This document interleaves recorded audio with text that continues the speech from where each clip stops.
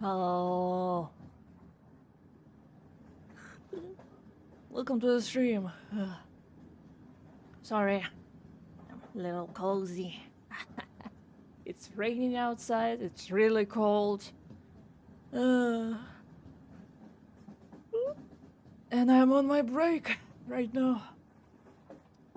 So, if you're new here, hi. My name is Argus Leviathan. I am a paranormal detective.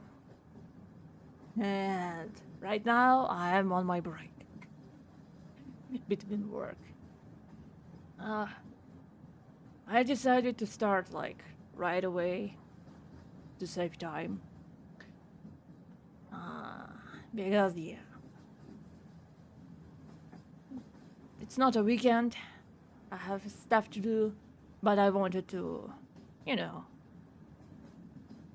to take a little break.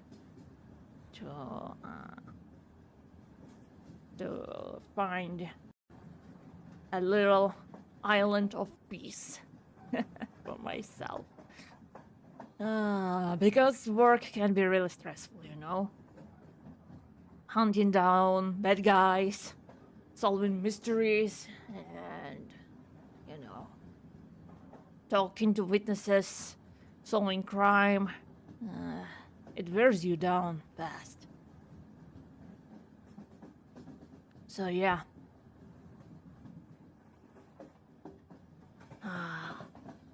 Hope you're having a good day so far. Or night. Okay. So today I chose the game Stillwater. It's not a long game, it's a short game. It's like D&D one-shot. So, gonna play it whole in one sitting. By the way, have you heard that Pathologic 3 is going to be released in 2025? How cool is that? I think after I finish this one, and after I finish Dark Side Detective, I'm gonna put Pathologic in my schedule somewhere. I hope I can play it. Like, I definitely will play it. I just need to find. I just needed to find an empty spot in my schedule to put it in, because I don't want to play it like an hour. I want to play it like 2-3 hours for one stream. And I don't know if I'm gonna play Pathologic 2, probably. But I definitely will play Pathologic Classic. Because I like this game. I've never played it, I just watched the playthrough. But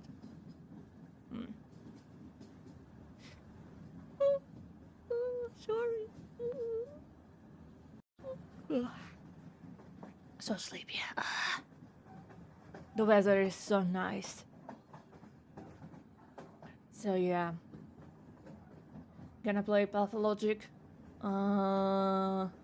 Definitely gonna clean up my schedule for the Rainbow, because I want to play Rainbow. For like Halloween vibes. And yeah, I think that's all I wanted to say.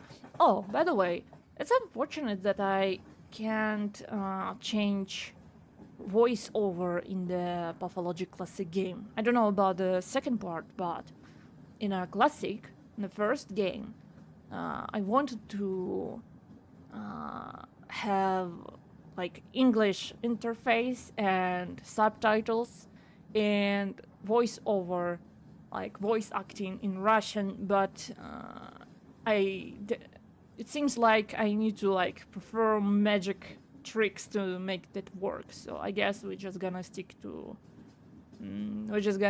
English sub and dubs. But anyway, without further ado, let's go to the gaming room. There we go. What? The game just closed. What?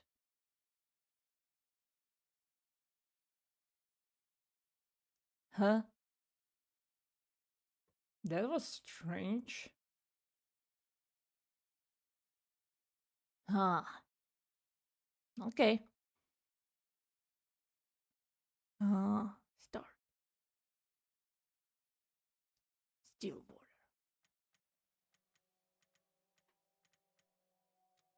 Options.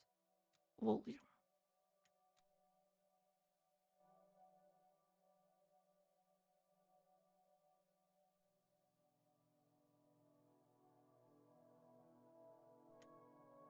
Hmm.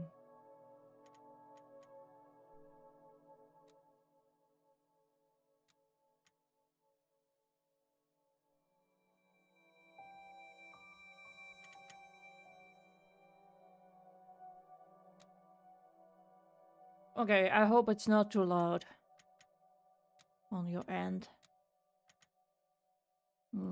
Text toggle. Okay. Okay, Stillwater. Let's go. This is a work of fiction. The resemblance to any real-life people is purely coincidental. This game contains description of horror, mature themes, violence, and strong language. Use discretion is advised.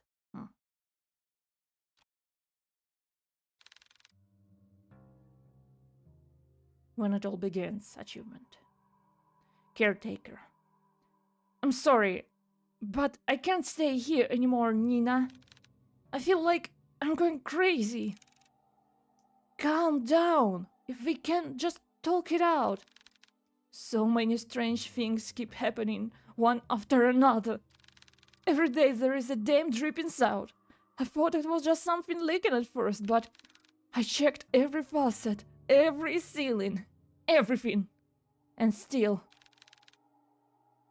I hear it everywhere, constantly echoing in my ears. Please, listen to me. Oh, but the water, the damn water. Water? Yes, it's everywhere. Pools of it all over the house, and every time I try to mop it all, another will appear. There is no end to it. But it's at night. It's at night when it comes. What are you talking about? I hear someone or something walking around the hallways at night. Maybe just my grandfather. No, Nina, it's not him. I thought it was. But it's not. But I've seen it. That thing. Huh? I only glimpsed at it once. But I'm more than certain that thing was not your grandfather. Ever since that night, I would lock my door and pray it would walk past my room. I don't know what's going on, but I swear it just keeps walking. Always walking on pools of water. Sometimes I hear them randomly. Their steps are erratic and faint, but I can still hear them. Just this steady pace up and down the halls. But I think recently, it's no longer like that. What do you mean? Every morning, I follow to see where the wet footprints lead. It walks towards something, more clearly than before. It would walk down the halls, climb the stairs, and turn corners. All of it, I'd follow. Eventually, the trail would come to stop. And it would all stop right by your grandfather's room. His room? Is it some sick joke to scare me away? Then please stop. It's not a joke, Nina. I meant when I said that there's something wicked going on in this house. That can't be true. I know this is a lot, but you have to believe me. I can't stay here any longer. I'm sorry, Nina.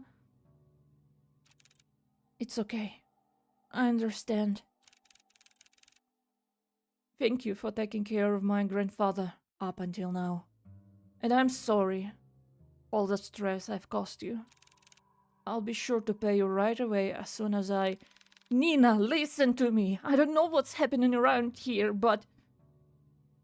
The woman on the phone cautiously looks around, turning her head constantly back and forth, looking over her shoulder to find if any others listening in. She grips the phone so close to her ear in a vice-like grip before speaking again in a hushed tone. Something terrible is lurking in this house. I don't know what it is, but please, as soon as you get back, take your grandfather and just leave this place. Leave? I can't just leave everything behind. We have nowhere to go. There we go. I'm gonna move myself a little. There we go. Leave? I can't just leave everything behind. We have nowhere else to go.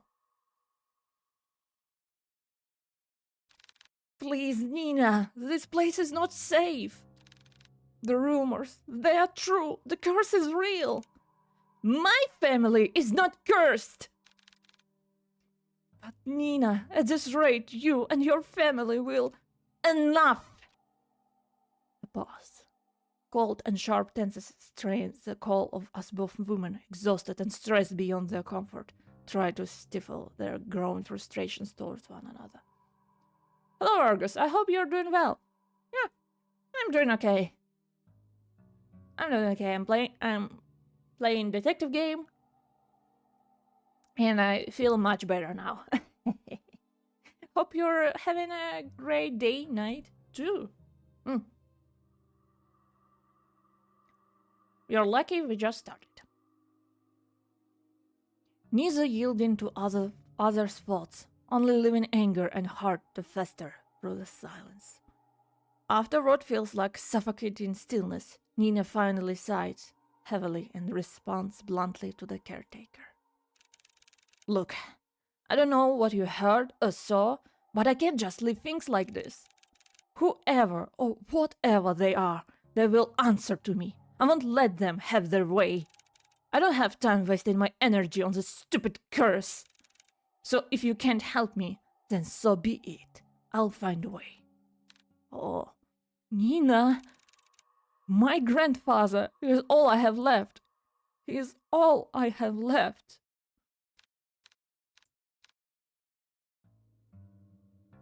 Oh. Oh, okay. Diner, 7 a.m. In mid-foggy morning, there sits a man by the corner of the booth. He drinks black coffee and, depending on his mood, occasionally orders a donut. And today it was just black coffee. Hugo. I swear, I've never seen that amount of paperwork in my life. A freaking mountain worth of it. You're a valued member of our team, Hugo. My foot. I'm starting to believe that I was bamboozled into joining their agency. Ha! Hugo Laurent, age 30, takes a good look at his cup of joe and chucks it all in one sitting. He then continues to grumble to himself about last night's grueling work at the office. I really need to find a different job. As he contemplates his poor life choices, he looks out toward the early mist. There was something inherently terrifying about the fog to him, how it engulfs everything and nothing. Even if it disappears, it always leaves behind traces, proof of it remaining. Even in quaint little town like this, I can't even run from my fate, I guess. What fate? Hugo fondly stares at the compiled newspaper clippings he put together. Some of them from recent events, but mainly all were past headlines of missing person cases. No matter how many times I see this, it's still just as hard to look at. Fixating case after case, he can't help but remind himself that there is a reason for all of this. An all too personal reason. Seeing strange things comes with a price. He said the thing! He said the thing! Roll the credits! He said the thing! In the end, I'm the one doing this to myself.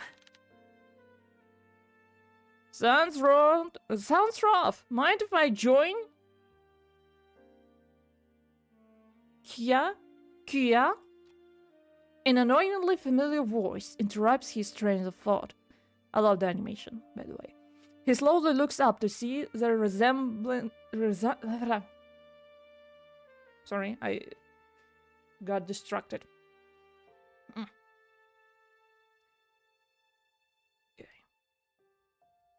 Gonna make it a little like this. An annoyingly familiar voice interrupts his train of thought. He slowly looks up to see the one responsible, although reluctantly. Oh, hello! Good morning, Hugo. Hugo scolds and turns away from him. He then gathers the file and shoves it back into the binder. Meanwhile, the tall man takes this as an initiative and sits at the opposite end of the booth. He greets the waitress passing by and orders himself the hefty body breakfast special with an extra plate. Why am I leaning so much? What is happening? As usual, the waitress is happy to oblige and goes back to the counter to relay his order. The man then looks back at Hugo. He sees the empty cup and then now jumbled newspaper clippings, all the while Hugo is trying to ignore him. You really should eat something with that black coffee. Not ordering any donuts today? I'm fine, Noah. I'm just not in the mood, okay? Not even a little? There is momentary silence between them before Noah disturbs it once more. Well, too bad for you. I ordered a big breakfast for the two of us. Two? Ooh! Oh, pancakes. I want pancakes. I want pancakes. Oh, it looks delicious. As if the world could grace Noah with an even more perfect punchline, the food arrives. Why the hell did you order for the two of us? Just eat what you want to eat. Don't worry about me. Wow. Mukang Vasarap. Right, Hugo? But I heard it. Masarap. Are you even listening to me? Come on, we both know that if you don't eat now, who knows when you will eat, and I'm not about to let you faint again. So open wide! No De Leon, age 27, a natural-born charmer, is also the only person in the world who lovingly threatens him to eat every day. We all need a person like that. Okay, wait a second. I'm gonna take this off. It throws me off. With a pensive look, Hugo finally gives in and eats the generous spoonful without further complaints. It's good. Right? Good food always will help. Always help cheer you up. Damn him. I got swept away again. Oh, by the way, the chief will be out for a business trip. She mentioned it will be for a couple of days. When did she tell you this? I didn't hear anything about it. Yesterday, I think. Yesterday?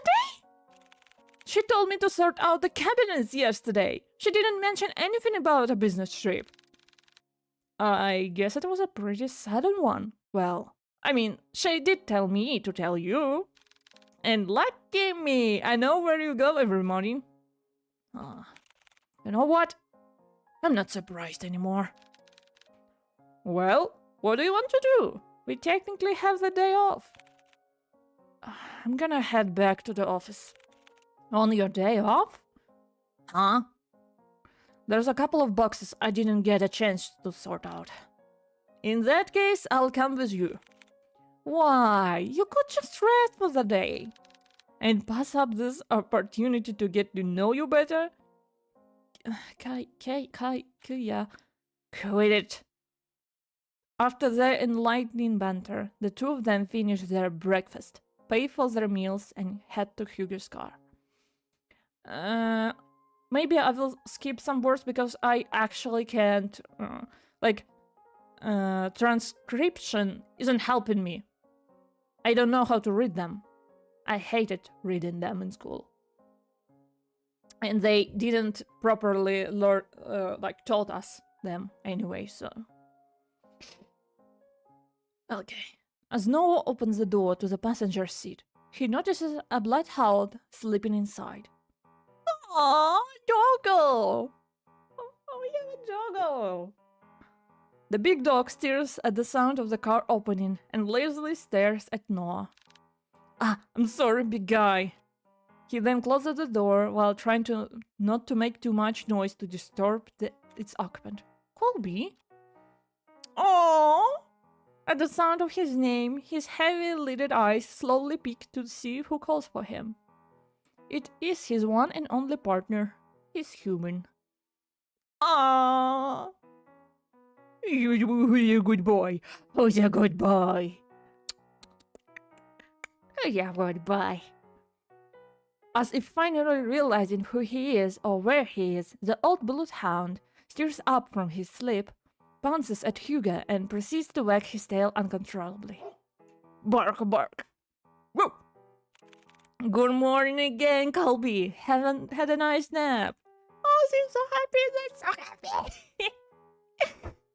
Colby, 8 years old. Oh, you're a big guy. You're a big guy. Hugo, most faithful and loving partner in crime, has the biggest tendency to just sleep all over the place. Noah, who is witnessing all of this from the backseat, chuckles to himself. He's amazed and slightly defeated at Hugo's sudden surge of energy. It doesn't matter how many times I try. When it comes to boosting up his mood, no one can beat Colby. Of course no one can beat Colby. Agency, 7:15 a.m. Oh, it's so early. Jeez. The three head back to the office. The space is just the same as Hugo left it. Backgrounds are so amazing. A decent organized mess. To his credit for the amount of boxes he painstakingly went through, he believes he did a fair job. Albeit it could be better. Wow, you really outdid yourself, Hugo. It looks less crowded. Ah, shut it, will you? I said I was gonna get to it. Thanks, boy. Good boy. You good boy. Before Hugo could continue to give deserved headpats, he noticed someone. A woman standing timidly peering outside from the storefront. She looks a bit frantic and even more restless with her disheveled and ill-fitted clothes, drawing emphasis to her already too visible petite frame. The woman tries to grasp the door handle several times, but stops before she could touch it. Her brows furrow, agitated and distressed about something. So much to the point it is preventing her from just simply reaching out for help. However, when she finally makes eye contact with Hugo, she immediately rushes in. Oh, I'm sorry. Are you Nina? I know that the closed sign is up, but I saw you come in and I... Are you alright, miss? I need your help. My grandfather, he... Before she can continue explaining, Noah swiftly cuts in front of Hugo and intervenes, and all too practiced manner. Hi, hello, welcome to the stream. We're playing Stillwater.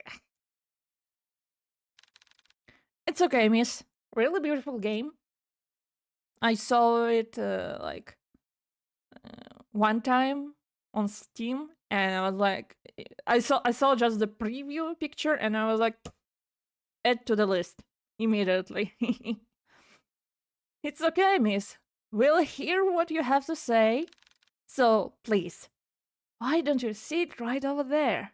Noah gestures to one of the empty seats at the other side of the office. The poor woman hesitates for a moment.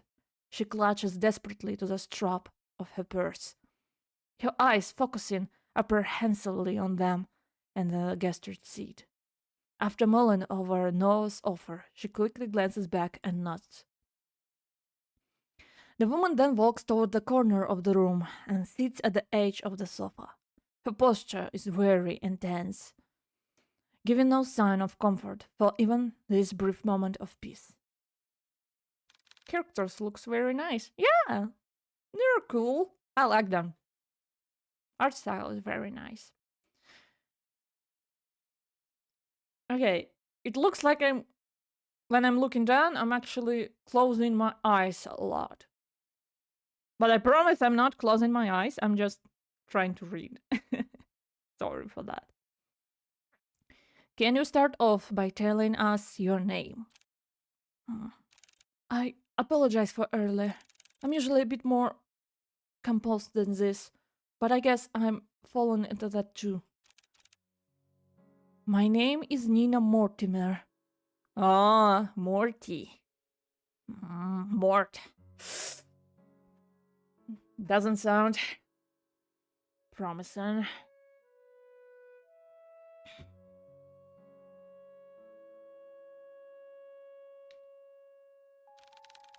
Ah, hello, Miss Nina. My name is Noah de Leon. I'm one of her assistants here. That big guy next to you is our other lovely assistant, Colby. Yes, he's a good boy. And I'm a good boy too. And one brooding over here is private investigator Hugo Laurent. Huh. Not brooding, I'm just tired. Of course you're tired, it's like 7 a.m., gee. And our chief is away on business, but I think we can still accommodate you. So, how can we help, Miss Nina? For just a moment, Nina appears a bit more lax, more hopeful, maybe even relieved from this warm welcome. However, She once again tenses up. The guilt and shame come rushing back to her, visible by the creases of her brow, as she once again realizes why she is here. I need help watching over my grandfather tonight. Tonight? Yes, I know this is strange, but my hands are tied on this. It has to be tonight. I'm sorry, Miss Nina, but I don't quite understand. Is your grandfather in any danger? I think someone is trying to take him away. Huh? Take him? Miss Nina, I think you should contact the police right away. They are far more equipped and handling this kind of situation. No, they're not.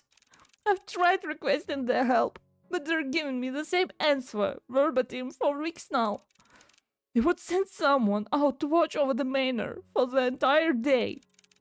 But by the end of the routine, they would always report back nothing unusual. They saw no one else leaving or arriving at the house, other than me or the caretaker.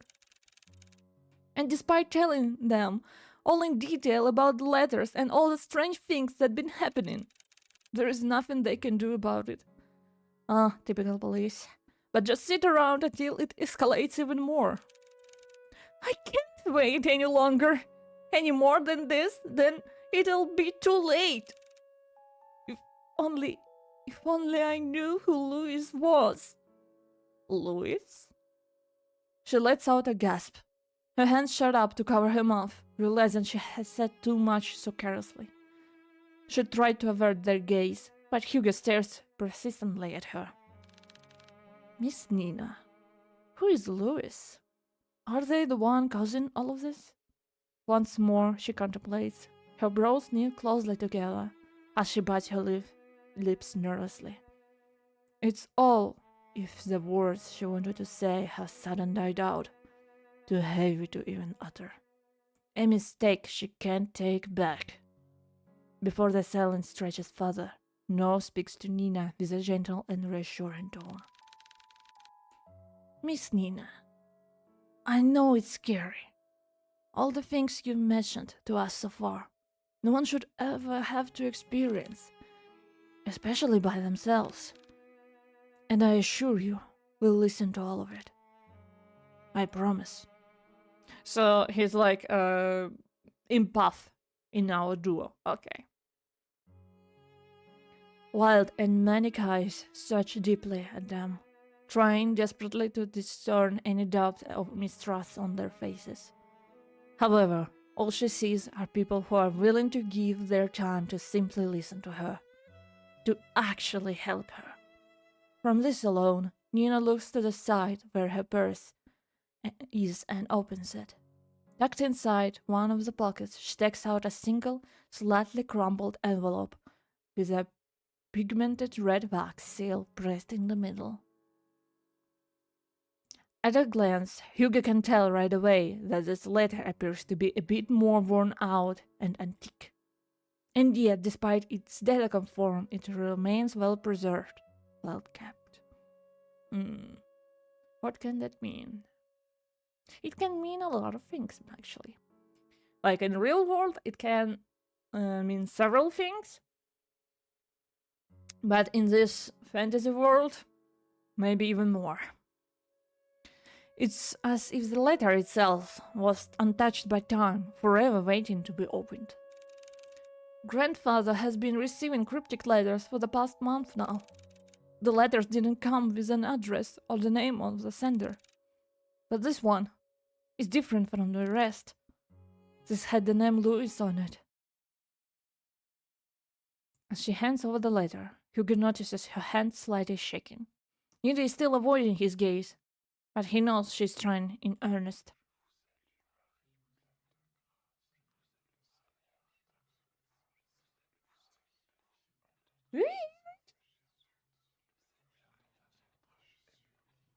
Do I hear the fucking whispers? Don't in my ears. I don't like ASMR. Stop. But before he could reach out his hand, he sensed it. A faint shift in the room, unnoticeable to others. but all too glaringly clear to him. There is something very wrong with this letter. Suddenly, Hugo recalls his hand away in pain, like being struck with something sharp, so spontaneously, so memorable, that even if the pain disappears within seconds, a hint of it remains. Something so small, akin to a prick from a rose thorn, or more like a pepper cut. Oh, Jesus fucking Christ. Pepper cuts are nasty. I got my first paper cut, I think, after the school. After the high school. Strange, isn't it? I'd never got any paper cuts before that. That's a strange thing in my life. Are you alright? I'm sorry, I didn't mean to hurt you. No, I'm fine, Mrs. Mortimer. It's not your fault. It's not your fault. Hugo stares quietly at the cut. A thin red line starts to form slowly by the top of his index finger, trailing down and stopping just above the first crease. A red so clearly visible, it's daunting. That doesn't look like a normal paper cut to me. Let me get your band-aid. It's fine, Noah. I don't need one. But really, it's fine. It doesn't even hurt that much. Noah takes one good look at him before sighing exasperately. And sitting back down in his chair, still eyeing on Hugo's hand. Hugo shrugs and returns his attention back to the letter, but this time, luckily, nothing happens. For it to reach all the way out here with just a letter alone is truly terrifying. Carefully, he removes the content of the envelope and unfolds it. At first, it looks like any other normal written message. A person named Louis is asking the other, Henry, to come meet him by the lake at midnight, needing to share something important with him. However, what's early striking about this is not the letter itself. Peering at the bottom of the page, a message scrawled, unlike the rest, stands visibly out to Hugo. A message that shouldn't be there. Remember our promise, Henry. Okay, can I save? Okay, there we go. History. When did you receive this letter? Yesterday. And your grandfather? Where is he right now? He's currently back at the house with a caretaker. I promised them I wouldn't be out for too long. I made an arrangement with them, you see? Oh, what sort of arrangement? The caretaker will have now agreed to watch over my grandfather, but only during the day. Before nightfall, they will leave exactly at the same time. Before nightfall? I wanted to believe that this whole thing was an elaborate scheme to scare my family away. I know this sounds crazy, but at one point I thought everyone was in on it. The mail carriers, the officers, the caretakers, everyone had a hand in making our family suffer.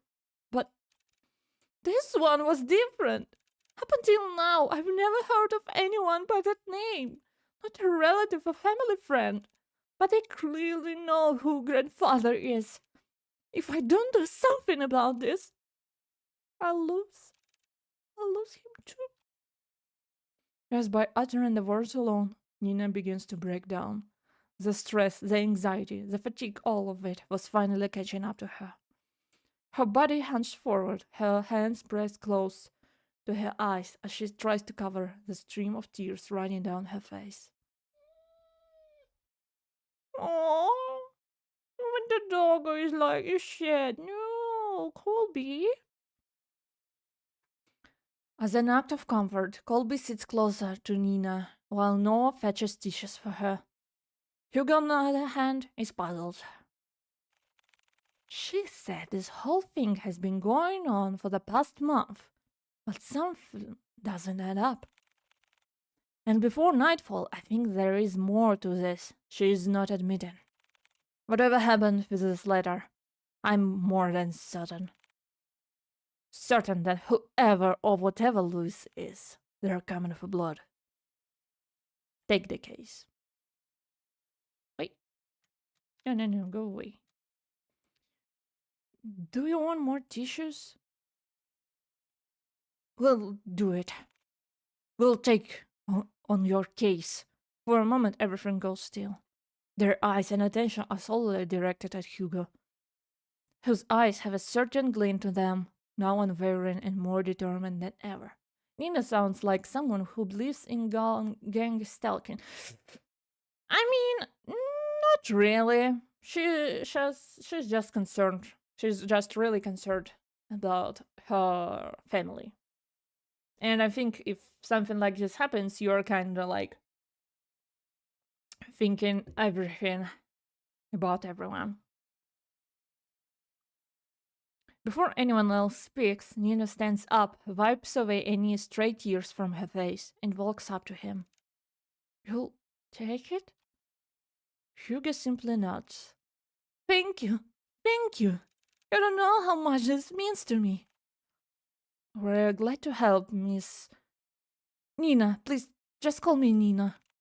Well, Nina, we'll do our best. Nina smiles at Hugo and Noah in gratitude. Her eyes renew with a faint gleam, a hope that maybe things will change for her and her family for the better. However, before heading out, Nina reaches into her bag once more. Lady, do you want to pay us? Or maybe, She takes out a small piece of paper and a pen and hastily starts jotting down something. 4970 Church Street. I best be on my way now. I'll let grandfather know ahead of time you'll be coming. Also, this is my address. I'll be sure to greet you all when you arrive. And thank you again. Truly. What about the payment? She politely bows to them and walks out of the office, already reaching into her purse for her car keys. Hugo watches from his desk as he goes to open the driver's... okay. Nina looks back at the office window and takes one last look at Hugo. She waves slightly at him before finally putting out the parking lot and driving off. Once out of sight, Hugo turns to look at his cluttered desk. Still messy, but presentable.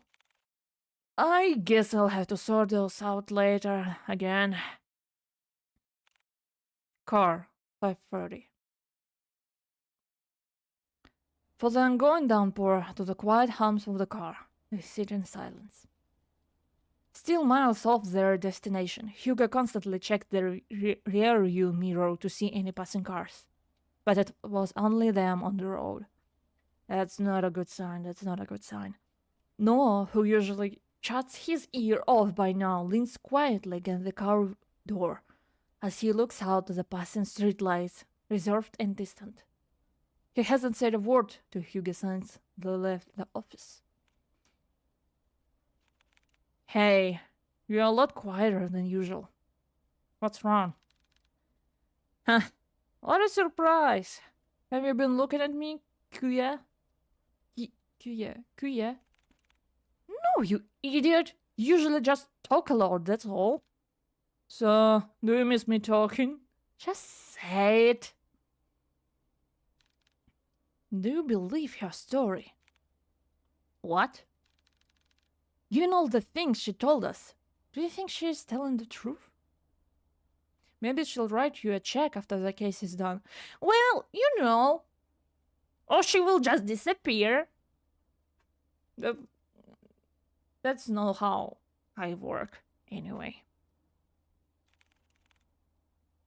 Yes, I believe her. Or at least I believe she hasn't lied to us. But, I can't shake this feeling that she's hiding something. Like if she left out certain details on purpose. Also, why did she have to travel this far out of town for a private eye? Surely there must have been another far closer to her home than ours. I just don't know how to explain it. Yeah, something isn't right. As expected of you, Hugo. Are you making fun of me? No, not at all. I'm just admiring your observations. I didn't want to offend Nina earlier, so I kept quiet until she finished. But her last name caught me off guard. Huh? Have you heard about the Mortimers? They're a pretty distinguished family that owned an esteemed fishing company. Well, they used to, I believe. They have yet to name an heir. What do you mean? Shouldn't it naturally go to Nina? It should, but I don't know. From what I heard, each time they try to name a successor, their relative mysteriously disappears. Gone without a trace or anyone thought. Their bodies would soon turn up months after. And you know what's strange? All of them have been labeled as accidents by local news. Are we dealing with paranormal or with someone who has, like, authority? Who has power? No foul play, just another unfortunate loss for the family. They've been struck with so many tragedies that over time people begin to believe they were cursed or something. Who knows, maybe that's why all kind-hearted detectives are usually broke when they ask for prepayment. Yeah, and that's their fault. Come on. We're not playing Mother Teresa here. Not her being like in a face of kind-heartedness, but come on. Cursed. I think I can understand why she wouldn't go to the police again. They most likely thought she was seeing things and went along with the procedures just to keep face. But deep down, they must have thought she has gone mad. I can't imagine all of this for Nina. And most of all, who knows what we'll find here? Is that why you decided to come with me? Well, partially. I'm more worried about you, though. Me? Why? Think of it this way. I'm the appointed driver. When you decide to do some pretty reckless shit, I'll be there to drive you to the local hospital. Besides, 2 is better than 1. Exactly. I was fine with Colby coming with me. Oh yeah, goodbye. Yeah. Well, have you heard that 3 is better than 2? Mortimer Estate, 6 p.m. Passing through countless dirt roads and street sleeves. The estate can finally be seen beyond the evergreen, nestled away from prying eyes. It stands tall, magnificent, and classic. Truly a rarity alone afforded to the privileged. And yet, with all its opulence, it looms from the distance. Hugo and Noah could only gaze at the sheer scale of the manor. Yeah, as the detectives, we're always go to the manors. Its grand stature topples easily over the dozen of houses they drove past. Wow, look at the size of it! I could never imagine seeing a house like this in person. It's almost too surreal. Come on, she's waiting for us. Huh? Immediately after exiting the driver's seat, a sudden sharp pain weighs heavy on Hugo's chest. Spins tightly at his coat. He begins to gasp for air. His vision hazes as he leans closer to the car, trying desperately to ground himself. Like a fish drawn out of the sea, he desperately heaves. The air in his lungs the air in his lungs escaping too quickly, burning as he feels his throat start to strain, drawing tighter the more he breathes. But this pain pales in comparison to a feeling far more excruciating. Is it the house? No, something far more sinister. He feels it. Someone is watching him. A piercing gaze fixed on him, like leering at the bug and waiting to strike. We'll be together soon, Henry. Huh? What the hell? Damn it. Already? I need to hurry. Or else. Hey, are you alright? Noah calls out to him, snapping him out of his fixated trance. Colby nudges his head against Hugo. Oh, buddy. Whining with concern over his partner's well-being. As I said, it's actually raining outside, so kind of immersive. Ooh. Did you hear that just now? Hear what? That voice? It was so close to my ear. Is everything alright? Oh, I'm fine. Don't mind me. I'm just a bit winded out from that trip, that's all. I'd be happy to make you tea at the very least. If it's no trouble. No, not at all. It's the least I can do. Once again, the subtle uneasiness from Nina surfaces. I don't like drinking things or eating things in other people's houses, especially clients. Like, you don't know. Are they responsible for the happenings in the house? Are they responsible for the murder? You know, the first suspects are always spouses and the family. So, keep that in mind. But before Hugo could get any chance to look further into it, she walked off towards the front porch without saying another word. Are you sure you're alright? You sounded like you were choking earlier. I said I'm fine. Besides, we're already here. We can't back out now. Listen to me. I think you should.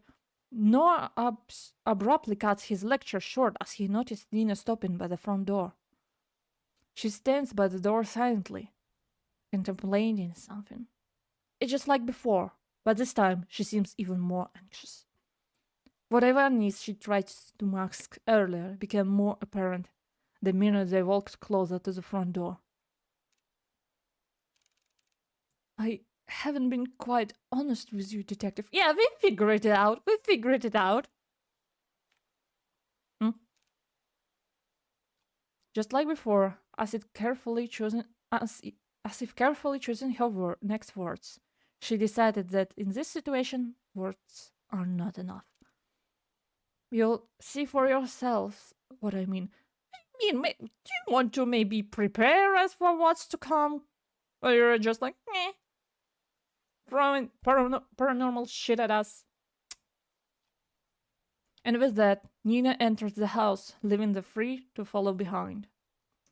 Hugh is about to enter through the foyer when he feels a tug on his arm. Don't forget what I told you. If something happens, let me know right away. You'll be the first to know. And with that, Noah releases his grip on Hugo. They proceed to head in, not knowing what awaits them beyond the door. Greeted with a brightly lit hallway, Hugo noticed immediately that interior is just as grand. Oh, I have the same phone in my office. Nice. Adorned with floral accents and antique furnishings, the house itself exudes the word elegance. A classic and rustic charm with the walls and floorings made from the finest wood. Hugo couldn't help but gape when he walked in. However, he noticed something even more distinct than the splendor. Behind the seemingly perfect veneer, an unsettling air breathes through the house. leaving no room for doubt that the inside is far more terrifying than the outside. Please, come this way. Your grandfather looks really young. Bracing them. Stop it. Brace. Okay, let me save. Just in case the game decided to close again. Bracing themselves, they enter the dimly lit drawing room. At first glance, Hugo could not discern the silhouette situated at the far corner. Okay, the thing is, I'm trying to understand the plot and actually read normally and correctly, so I'm kinda deciding between those things at the same time. Only the sparse lighting from the window pierces through a fraction of the room darkness. However, as they approach closer to the silhouette, Hugo now understands the reason for all of Nina's unsettling vagons. What is it? Grandfather, we have a guest.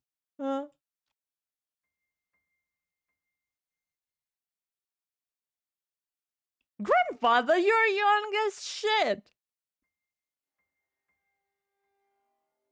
Oh, this is oh. Sitting on the armchair is a very young man. Not much older than Hugo, oh no. He is dressed modestly and shares none of the imposing presence of the manor. Grandpa?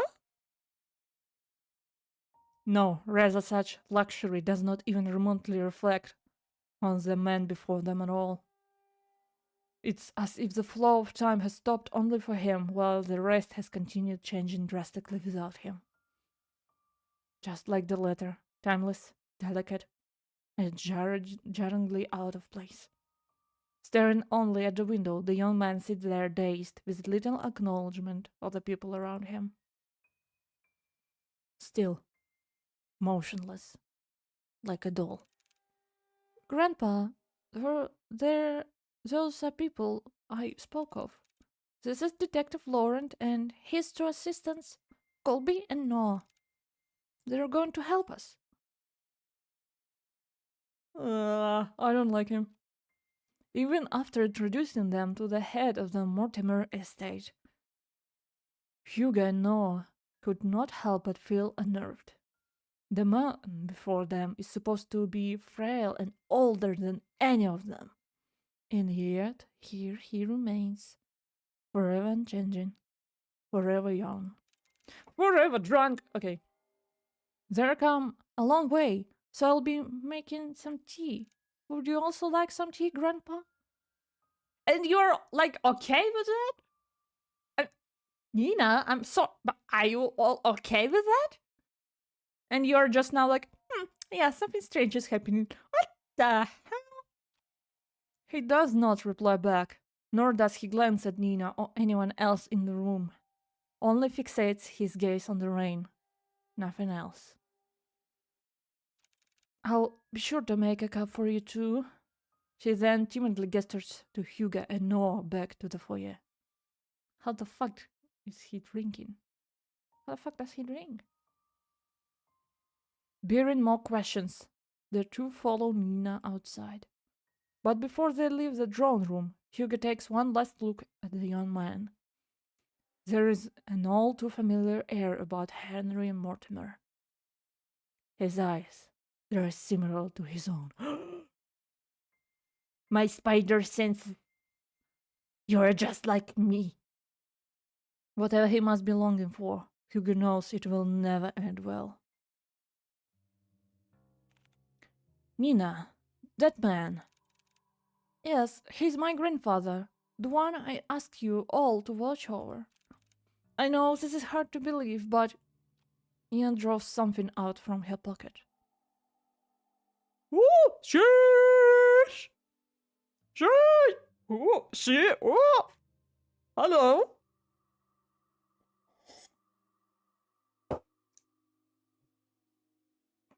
Okay, I will not say it. No. Dulf. Okay. I thought he's gonna be like, you know, people who doesn't have gray hair even when they're old. Actually, in my family, we have that. Men don't have, like, green hair. They're always green. Sorry. It's an old picture of a handsome man with slicked back hair wearing the finest of suits. Your grandfather is such anime, gee. The gentleman in the picture has a different air to him, one of wealth and power, none of which reflects at all on the current Henry Mortimer. It's almost as if looking at two different people. This isn't much to go by, but believe me, they're the same person. Then why does he look so young? It happened a few nights ago. I was on my way to get a cup of water when I heard a loud thud coming from my grandfather's room. I was worried that something fell over, so I went to go check. When I opened the door, I found him collapsed on the ground. I rushed to help him, but when I did, he looked so different. Oh, so it's not like he's always young, he became young. He wore the same clothes that my grandpa wore that night. And his face! I recognized his face. He looked younger. Ooh. That's actually chilling because it's not like he's a monster, so like, you know, like obvious things you should be afraid of. But he's like younger. What do you do with that? Oh, interesting. So many things were rushing through my head at the moment, and yet I knew he felt familiar to me. I know it sounds bizarre the more I talk about it, but that's what happened. That was also the same night I found that letter. It was next to him, already opened. So he opened the letter.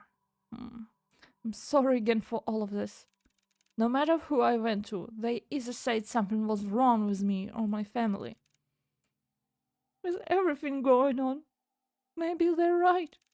The pools of water, the letters, Louis, and now this. I've been ignoring the signs for years and just blindly hoping things can get better if I try finding solutions on my own. But that's not enough anymore. Maybe my family is really cursed. No, they're not.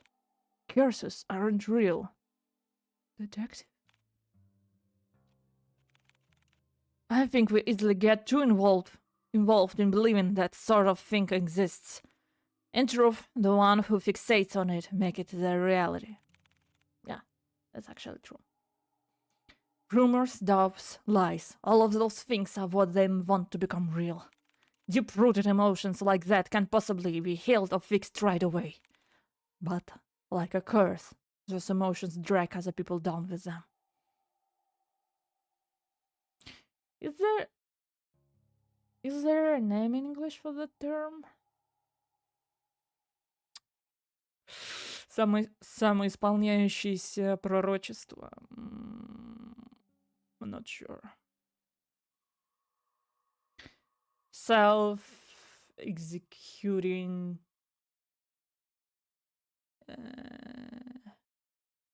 vision. I don't know. Personally, I think you were caught up in all of this. But I assure you, we'll see this through. For you and Mr. Mortimer. Thank you. Good. Now, our first priority is to find out more about Louis. Nina, the letter you showed us back at the agency. Do you have it with you? Yes, it's here. Do you mind if I borrow it for a bit? I'll be sure to give it back. Of course, but what are you going to do with it? I've searched everything on that letter, and I still couldn't come up with clues. I'll be using it as a reference or a guide, if you will. I'm afraid I can't discuss too much of the process. Trade secrets and all. Oh, of course. I'll check upstairs, Noah. You and Colby check the ground floor. Got it! Before they leave to their own investigations, Hugo grabs a hold of Noah's shoulder. He leans in, close enough for Nina not to hear. Keep a close eye on Mr. Mortimer and Nina. Especially Nina. I don't want her to be dragged any more than she already is. So whatever happens, keep her safe. Hugo, you... Fine. But remember, yell for me, okay?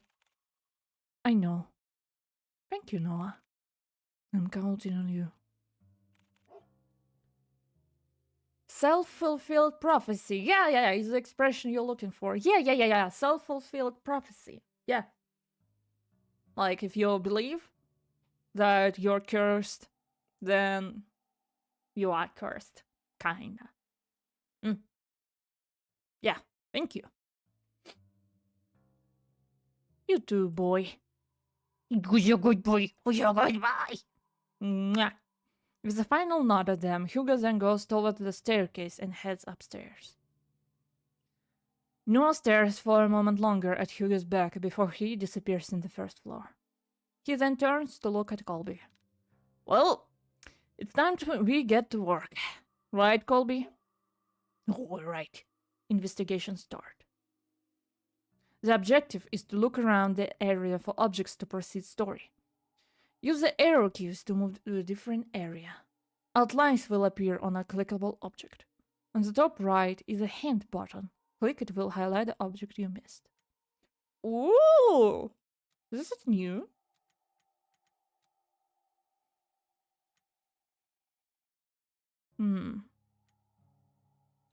Mr. Mortimer still sits motionless by the corner of the room. His gaze never leaving the rain.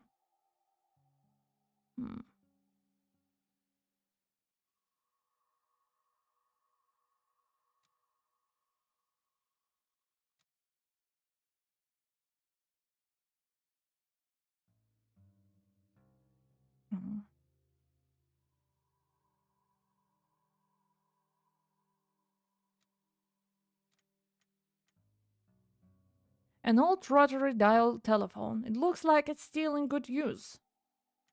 That's good to know. A delicate arrangement of violets and white roses. They seem to be fresh and fairly new. A large bookshelf stands close to the entranceway. It contains a couple of photo albums and a few phone books.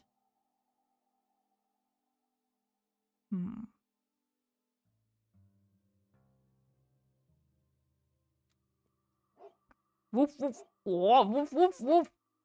Woof woof woof woof woof. I'm petting the dog. Good boy.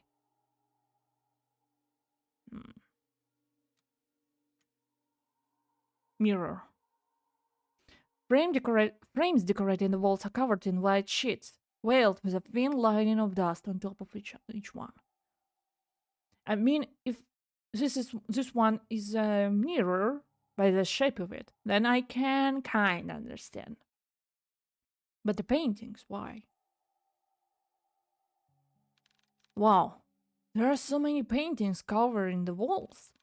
Are there more like this all over the house? Yes, my grandfather commissioned many back in the day. But sadly, he doesn't do that anymore. Nina, I can't help but notice the paintings are covered. How come? I did that.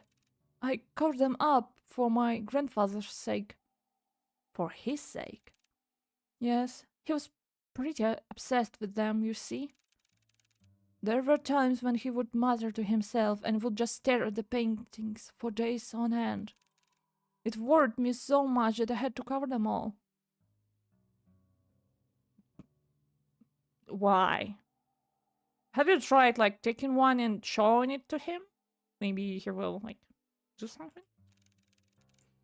Since then, he hasn't stared at any of them. He just sits quietly, looking outside. Like, Maybe show him? What's the problem? Like, old people do weird shit, but it's not always, like, ominous. I see. About the paintings, I also noticed they all have a similar theme. They all had water in them. I know this isn't a coincidence since you've told us before, but if there's anything you know, anything at all, then please tell me. I mean, maybe he just likes the water. Maybe he's a fan of Iwasowski's paintings. Noah, can I ask you a question first? Sure, go ahead. Do you believe in mermaids? Mermaids? I don't suppose I do. Why? Casting her gaze to the floor, Nina anxiously fidgets and tightly clasps her hands together. She then briefly sighs and continues. Well, there's this story, or rather more like a fairy tale, that my family has passed on down. A fairy tale? Yeah, well, it feels like one to me. When I saw like the vibes of this game, I thought about an old RPG maker horror game by Uri. Uri? I think Uri. Not Yuri, but Uri. I think it was Uri, the creator of Mermaid Swamp. It's actually from the creator of the Crooked Man, the Boogeyman, the Sandman, and other RPG games. Yeah, I think at one point I will play them. But I don't see Mermaid Swamp in Steam, so I guess I need to look. I need to look more into this because I like the game. I don't know how Uri, the author, feels about it, but it's one of my favorites. So it was about a fisherman who fell in love with a mermaid. Every day and night he would go out by the shore to gaze at her beauty, but one day she vanished, leaving him confused and heartbroken. Determined, he would sail many seas for a chance to see her again. Sailing from coast to coast, new lands beyond, and back he would go. Not long after, fortune followed him all through his journey and made him one of the wealthiest and most highly respected in his village. However, despite all the wealth he gained through his travels, he never found the mermaid again. She would only be a dream, nothing more. That's the end of the story. It doesn't end happily, but I guess there was a lesson behind all of it. What kind of lesson? I just never understood it. What kind of lesson? Don't follow the mermaids? Travel? Traveling and education is more important than love? Maybe. What do you think happened to the mermaid? I know it's an exaggeration, and yet I can't help but wonder. It's hard to say. I just feel bad for both of them. To be honest with you, I'm not a fan of sad endings. Wait a second, I need to check something. Every day and night he'd go ashore. It was a fisherman who fell in love with a mermaid, but then she vanished. I mean, she said the fisherman fell in love with the mermaid. But she never said, like, mermaid fell in love back. So maybe she disappeared because, she has things to do. Her mermaid things. There are busy people. Come on. They have lives other than just staring at the random folks at the shore every night, Tobias, no sense. If it were me, I would wish the fisherman and the mermaid could see each other again. Or at least that's what I think. Even if they weren't meant to be with each other. Yeah, I think so, at least. I wouldn't want to imagine going for a journey all by myself. It's hard being alone. A journey all by yourself. Mortimer Estate, 11:30. After searching vigorously through each of the rooms, he knew his findings would eventually lead him here. That's it. Oh. Hugo walks toward the nearest lampshade and switches it on. Dimly illuminated, he sees the extent of how lavish this part of the house is, from the customized window drapes to the vintage furnishings. Someone's getting money. Everything here executes the extravagance. But much like the interior Hugo has seen so far, he finds this one in particular reeks of it. Plastered from wall to wall, a gloom lingers. It's as if the room itself is moldering despite its preserved nature.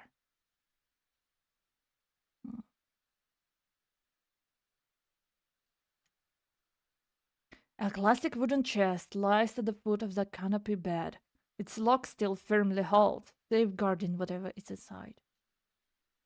Probably like bed sheets and things. Oh, look, the mirror. It's not closed.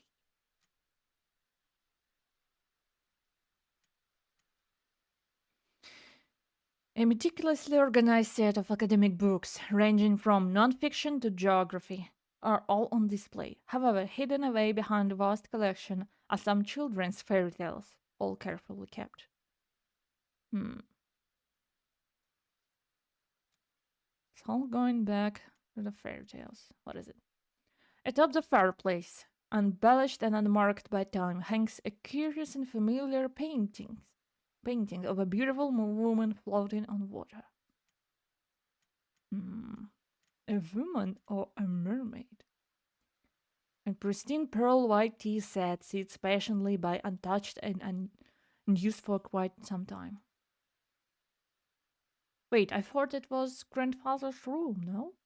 Scattered pieces of paper, all forgotten, lie waiting on the cold floor. Heavily etched markings are found scrawled all over the papers.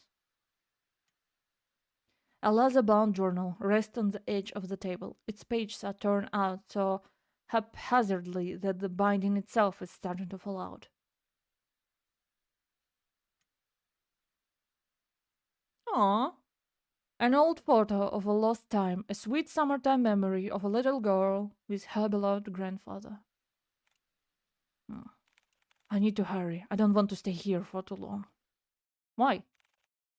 Mortimer Estate. Old money people be like, yes, of course, I need a whole treasure chest in my room. I mean, if it's a treasure chest, that's cool. But I think it's just like bed sheets and clothes or what they put here. I don't know. In like Victorian era. He searches and searches, and still there is no sign of Louis. To Hugo, even if there is a fragment, a single thread to that person, to their real selves, he could find them. But there is nothing.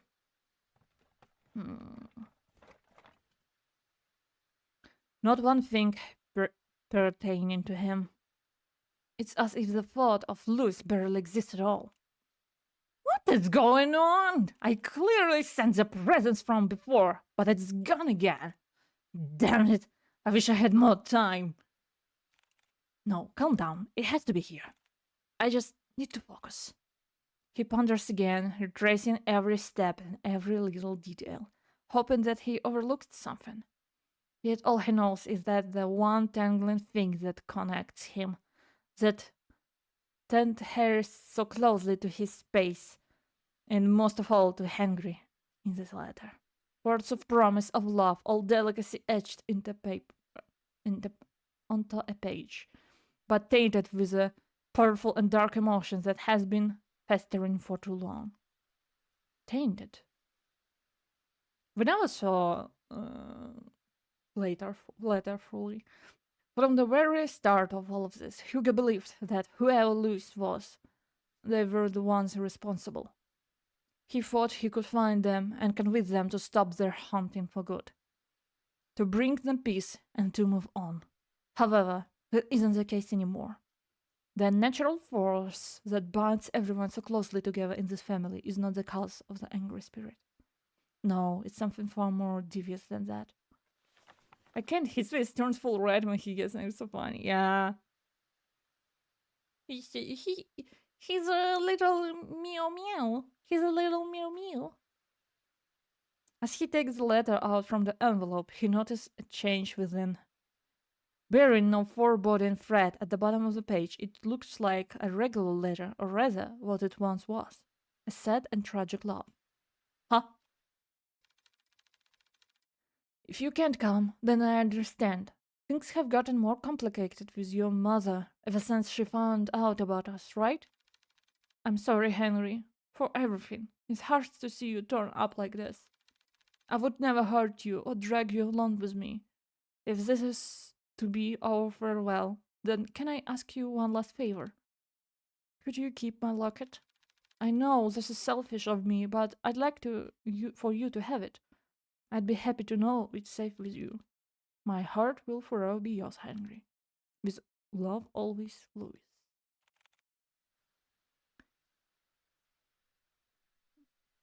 Mad wet red man. He's a little gremlin. He's okay. He's a dog. So this was a true letter. Small warmth emanates from the paper, wrapping closely around his fingers. Quiet and soothing. The fragment Hugo was searching for. Louis, I'm sorry. You were also a victim in all of this too. Please, if you can hear me, I need your help. Without warning, the sound of a click can be heard across the bedroom, as if something unlocked itself. Hugo turns his head towards the sound and sees the chest. Okay. So it's important after all. Unlike the other furniture, its dark and rustic features have none been maintained well. Left to rot on its own. Ah, the whispering again! Stop whispering in my ear. Stop. Stop! Suddenly he stops at the sound of a voice, a sweet voice whispering to him. This is not a sweet voice whispering in my ears. It's like a 10-man going,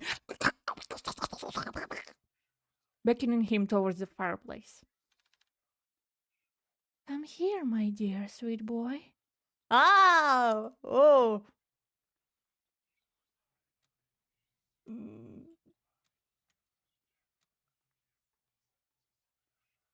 I don't want to. No, stay focused, Hugo. I won't let it get to me. No.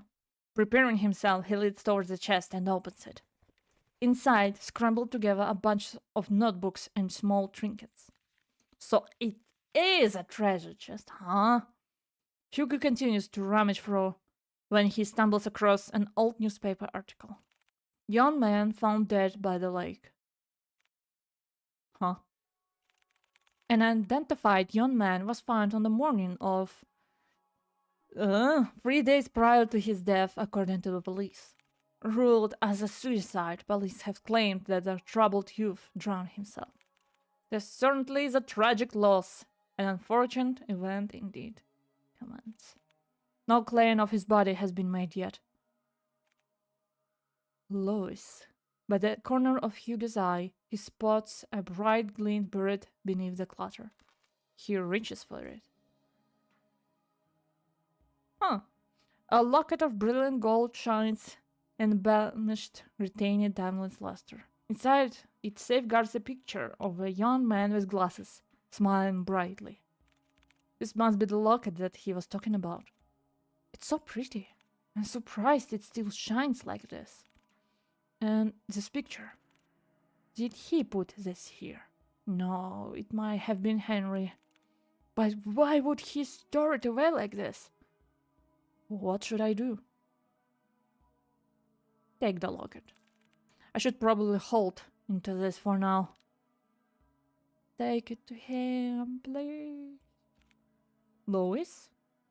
A gentle but distant plea echoes in Hugo's heart. A forgotten ache of yearning and regret grips him deeply. Feelings not of his own start to rise like small ripples on a pond, wanting to be found again and remembered. Don't worry, I'll bring it to him. I'll make sure of it. Hugo is about to put everything back into the chest when he felt a wet and cold sensation crawling up his leg. What? Water? A pool of water relentlessly spreads across the floor, already seeping into the chest. Damn it, no! Suddenly the light shuts off. But we are upstairs! How's it? Oh. Suddenly the light shuts off. A scream is heard, followed by myriad of shouts. Hugo is about to call out to Noah, but stops at the sight of pale feet before him. Looming over him stands a tall and ominous figure. His face is shrouded in complete darkness, devoid of any human emotion. It appears as a young man, but Hugo knows that it's far from it. Not this very thing is trying to imitate a human form. Trying to be human, Hugo could only stare back. Paralyzed with fear, he is forced to watch the horror as it slowly creeps towards him. No, stay where you are. No. No.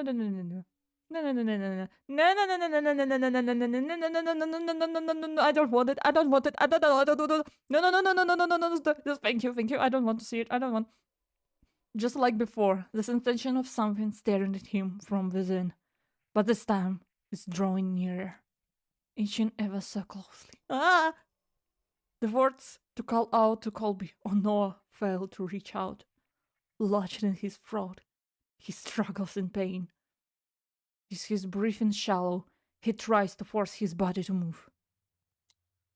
And then it stops. Looking down at Hugo, filled with nothing but malice and contempt, it speaks.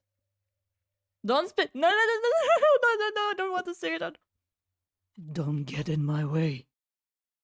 All of a sudden, the door to the bedroom slaps shut, and the entity disappears. The tension from his body finally realizes its agonizing grip, and he gasps desperately for the air. His vision blurs, and his breathing is haggard. He staggers towards the door. He yanks at the handle several times, but it's tightly jammed. Fuck! Yeah! Let Hugo say the F word! 2024! Let's go! Fuck! Noah! Colby! To his dismay, he is only greeted with silence at the other end of the door. Damn it! From a distance, he faintly... Like a fucking gut, it's a dog. From a distance, he faintly hears the sounds of Colby's relentless barking as it gets farther away from the house. Hugo rushes towards the window. He tries to pry it open, but just like the door, a heavy force prevents him from doing so. Like being underwater. His movements slow and drawn out, as if being dragged down by the thing. Fuck this! Yeah. Come on, game, show us the thing. I want to see the horse. No. Don't show us that. I don't need that. I don't need. Come on, break the window. Frantically looking around the room, he spotted a nearby chair. Without a moment sooner, Hugo grabs the chair and starts to strike the window. Bit by bit, the window cracks get larger with each blow, spitting off smaller pieces. What the hell is this thing made of? Still trying to catch his breath, he musters all the strength he has left for a final blow. Damn you, just break already! Clearing out the remaining glass shards, Hugo peers his head out to see any railings he can grab hold of. However, he discovers instead that the wall adjacent is covered in ivy. Despite how heavy the rain has drastically become, he reaches out for it, grabbing a handful of vines. This is not steady, this is not steady. We're gonna die, we're gonna die, we're gonna die. Carefully, he climbs out the window, gripping tightly and making sure he doesn't lose his footing. Yet, to his luck, the patch of vines he clutches start to tear away from the wall. Out of desperation, he struggles to find his grip on another, but fails when his hands slip out of reach. Shit! Ow! Glummering wildly as he loses grip on the ivy, he crashes, lands down in the thicket of bushes. Air forced out of him, he heaves uncontrollably, trying to even out his breathing. But even that is laborious. An immense pain spreads across not only his back, but his entire body. Fuck. God, I'm getting too old for this. That's not about being old, my guy. Although his body screams out in pain, he forces himself up. There's still time. I can do this. Have to do this. With treasuring feet and haggard breathing, he makes his way to the place where it all started. Oh, is Mr. Professional Paranormal Detective scared of the horse? You see, there's a difference between going straight ahead, head first into the horse, and being careful. That's why I am alive. That's how sunset works. I'm alive because I'm not looking at the horrors. I'm friends with some horrors, but with unfamiliar, I prefer not to. Thank you. Huh.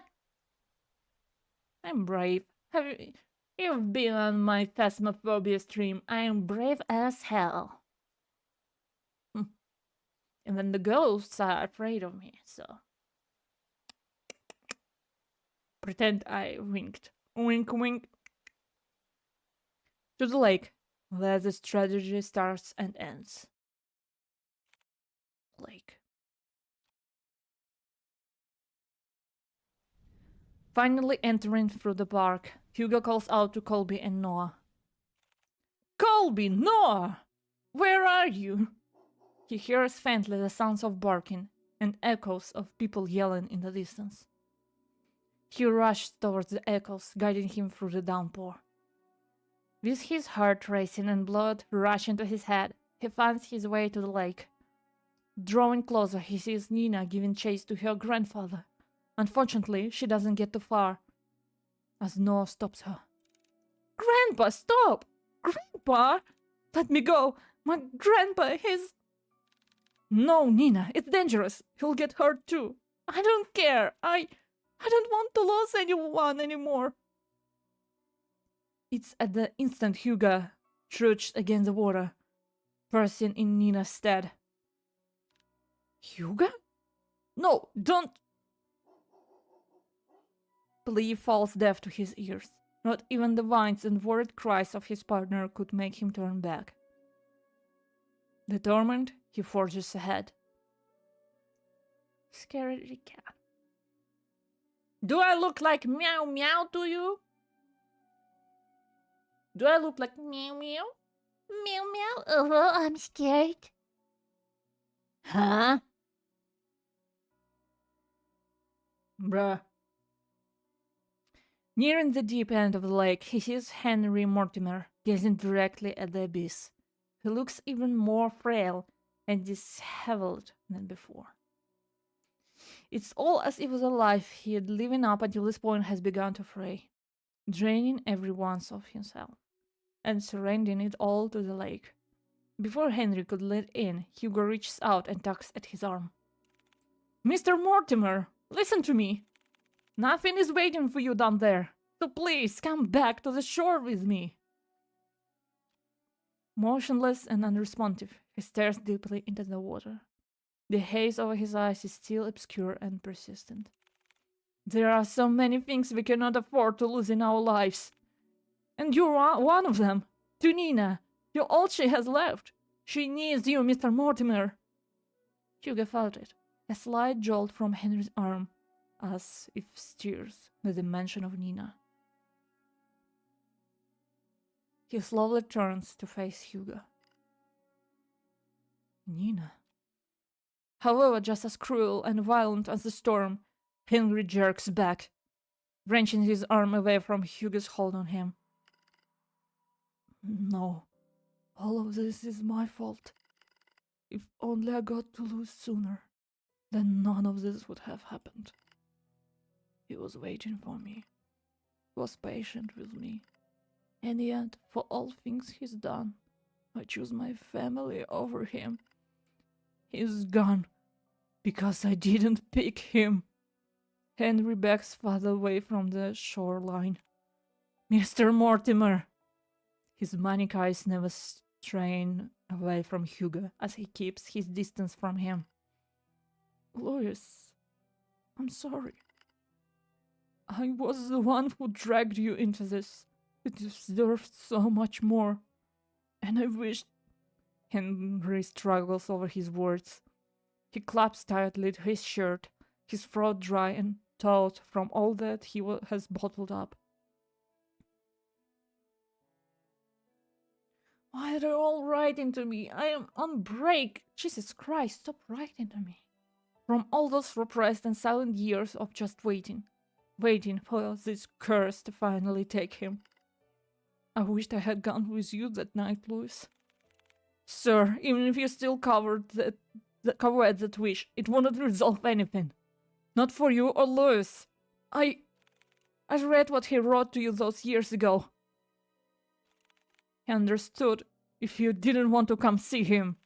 But the thing is, Mr. Mortimer, Louis never thought anything less of you. He said so in his letter to you. His letters. For the longest time, I wanted to believe he hated me for that, resented me for that choice. Or at least I thought it was easier for me to think that way. How long has it been since I talked about him? It's been too long, sir. That's why you don't have to shoulder all that pain by yourself anymore. We can talk about it. About you and Louis. All of it together. Hugo extends not only his arm to him, but a promise. A promise that Henry had yearned for so long. A way to forgive himself. He hesitates at first. What fool believes in a deserved forgiveness? Such a thing doesn't exist. And yet, despite everything, Hugo still reaches out to him. To a stranger. Maybe he can be forgiven. Just as he was about to reach out for Hugo, a hand slithered around Henry's instead. Its arms unnaturally contort around him while its head perches on his shoulder. This thing. This Louis is no longer pretending to be human. These piercing cold green eyes, it glares directly at Hugo, mocking him, cursing him, wishing nothing but despair. We can be saved? We can be forgiven? There is only one true way out of this. I'll share with you the most happiest of endings. Before Hugo could reach out for Henry's hand, he disappears into the water. Mr. Mortimer! Without hearing the anguished cries and desperate pleas, Hugo dives after him into the abyss. How deep is this? Plunging into icy waters, Hugo feels shock running rampant through his body, like spikes constantly piercing from his legs to the tip of his fingers. Fiercely and unyielding, his chest tightens and his heart races as he begins to kick his legs, hoping whichever way he goes, he'll find his way to Henry. Swimming deeper and deeper in, he sees faintly a figure slowly descending into the darkness. As he finally gets closer to Henry, long snake-like arms stretch across the void and grabs Hugo's neck, violently squeezing all the air out from him. He tries desperately to wrench his hand away. But with each struggle, Hugo's movements begin to weigh heavier and heavier. Louis! Where are you, Louis? It's looking for you, Louis? Digging deep into his coat pocket, he grabs tightly in his hand the locket that Henry kept and had long forgotten, holding it out as it shines ever so brightly in the dark. Ah, there you are. It releases its grip on Hugo and instead reaches out for the locket. Taking this as a chance, he drops the chain and kicks with it with all his might to grab Henry's arm. With his heart and body screaming in pain, he swims desperately to the surface. Almost there. I just have to... As the lights from the surface begin to blur, Hugo makes one last attempt to reach for it. With his limbs worn out and his energy spent, this is all he can do. Before he loses his consciousness, he notices a figure swimming towards him, getting closer and closer. And then, everything fades to black. Drifting alone with what feels like an endless sea, Hugo courses from wave after wave, not knowing where he's going or caring for that matter. All he knows is that he's very, very tired. How long has it been since he had a good night's rest? Ah, it's been so long. Maybe I should take that rest now. I'd like that so much. I agree that you deserve it, but not here. I'm sorry for startling you. I just wanted to see you one last time before I go. Louis, you've done so much for me and Henry. I can't thank you enough. No worries. He's green as young. I want to thank you too for watching over me. And also, I want to apologize for my remarks from before. I really thought that I had things figured out once I found you, but you know how that turned out for me. It's alright, really. After all this time, I didn't think anyone could hear me. Especially Henry. Louis. I was worried about him for a long time. He always wanted to keep me away from his personal struggles. To keep me safe from them. But I was too stubborn for my own good. Honestly, I don't regret it. Any of it. Even if I could no longer reach out to Henry. Fate weaved its thread back to you, our tangent connecting us once more to this very moment. And for that, I'm forever grateful to you, Hugo. You're welcome, Louis. From a far-off distance... Sorry, it was me. From a far-off distance, Hugo hears a voice crying out to him, beckoning for him to return. Well, they're waiting for you. I guess they really are, huh? Take care always, Hugo. You too, Louis.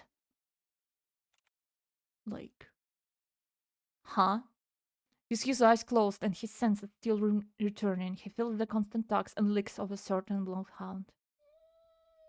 Whining as he tries to wake up his partner. Oh, boy, I'm here. Hugo! There we go. He also hears another familiar voice, drawing knowingly close for comfort. Eyes shut right open, he jerks up. Confused, Hugo looks around before he caught up the remaining water in his lungs. Are you alright? Noah starts to pat his back while Colby continues to whine over Hugo. What happened? Where is Mr. Mortimer? He's safe, so is Nina. They're both okay. The police and the ambulance should be arriving soon. Thank goodness. Isn't there more you have to say to me? Instead of thank goodness? I swear you don't listen to a damn word I say. I'm sorry, Noah.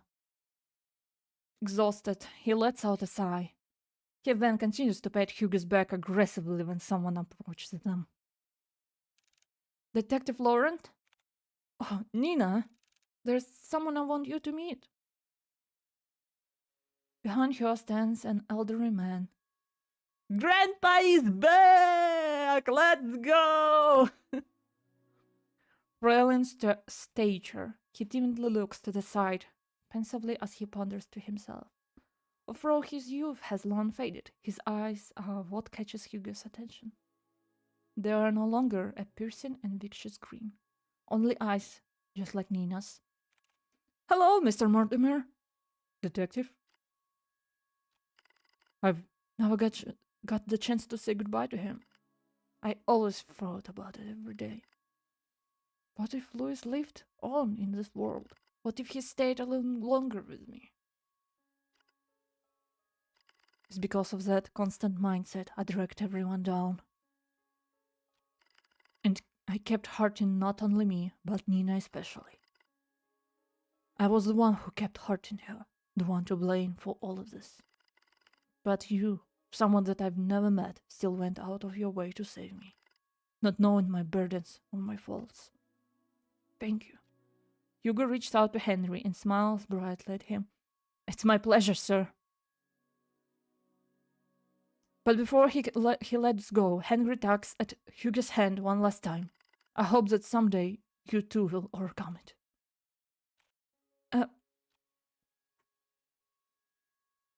Is that what I think it is?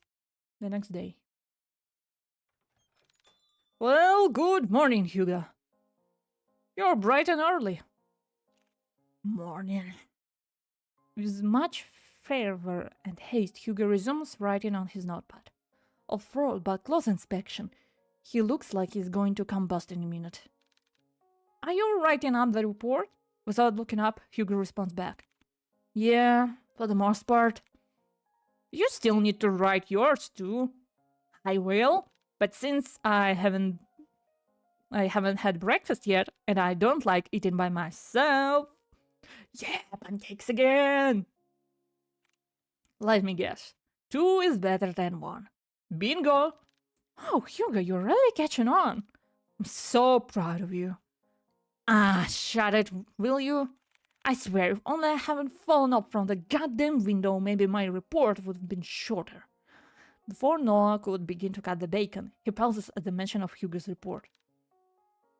Oh yeah, by the way, mind telling me what happened to the Mortimer's window? I broke it. Well, that's obvious to me. What I don't understand is, why is it broken? Do you know how much it costs to repair a window like that? I know, it was really dumb of me. I'm sorry.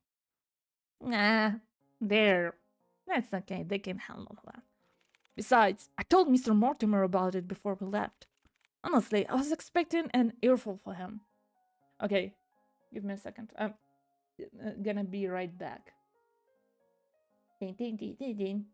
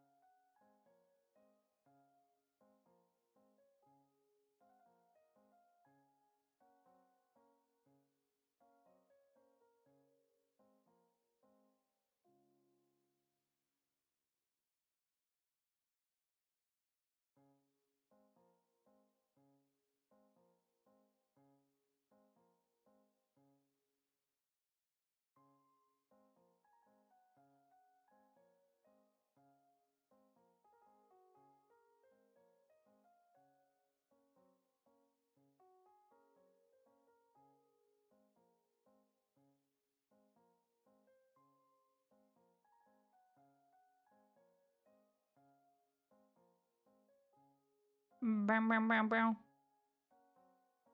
I'm back. Man, I wish people would just, you know, pay me because I'm cool. Like, give me a salary because I'm cool. But it's not happening. Because bills won't pay themselves. Like that. Anyway, repairing windows is expensive, yes, but what about payment for the services? I will give them benefit of the doubt and think that they paid us. Taxes included. Honestly, I was expecting an earful from him. And also the bill. And, surprisingly enough, he said it was okay. Lucky us, right? So what? You just called it a day after all of that? Thank you so much, Mr. Mortimer. You broke it. You pay for it. No, but he said it's okay. We saved his ass. Okay, you can forget about paying for our services. But he forgave me for the window. I'm taking forgiveness as a payment, okay? Would you chill? Of course I'll pay for it. Don't pay. He said it was okay. But each time I kept insisting, he just shrugged it off. Said that was already went through a lot for them. So that was nothing in comparison. Yeah? You know what? He's right. After all that we went through, we deserve at least a nap. But before he could walk away, he stops and sees a familiar person walking toward the storefront, carrying something with her. Good morning, you two. Just barely a foot from the door, a certain bloodhound steers up from his resting spot and makes his way towards Nina, tail uncontrollably wagging. Good morning to you too, Colby. Yes. Nina scratched behind one of Colby's ears, making its right foot unconsciously move on its own. Is it true? I know that if you scratch dog's belly, they go scratching like with their foot. I've never seen a dog scratching itself unconsciously because of the scratching behind the ear. I think it's a belly thing, no? Like, Scratching an invisible but desirable spot for him. Good morning, Miss Nina. Morning. What brings you here this time around? Is everything alright with your grandfather? Yes, he's doing pretty well, actually. Even better than before. We talked so much last night, I hardly slept at all.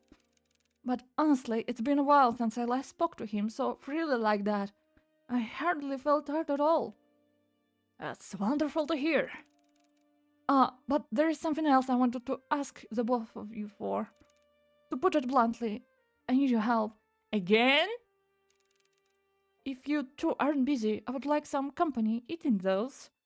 Inside a clear plastic bag, a pack of 2 boxes placed on top of one another. She opens the box on top and reveals the colorful array of neatly decorated donuts, all lined perfectly.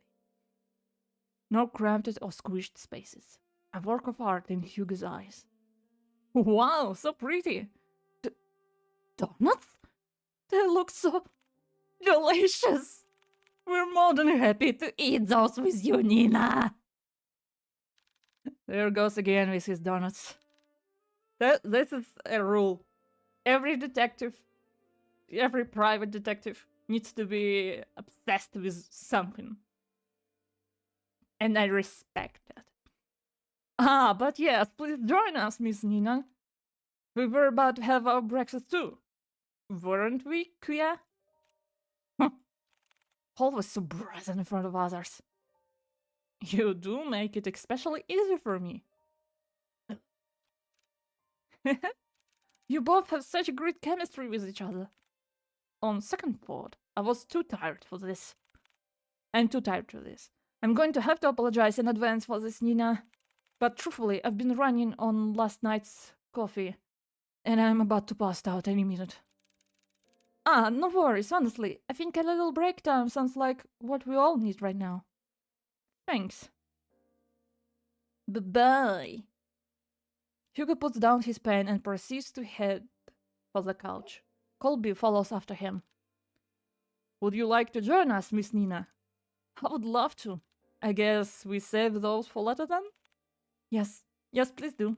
Now, come on, it's nap time. Noah sighs heavily before setting down the food on his desk. He then gestures Nina towards the sofa, in which she happily takes his offer and joins them. Oh, so cute! What is your detective food obsession?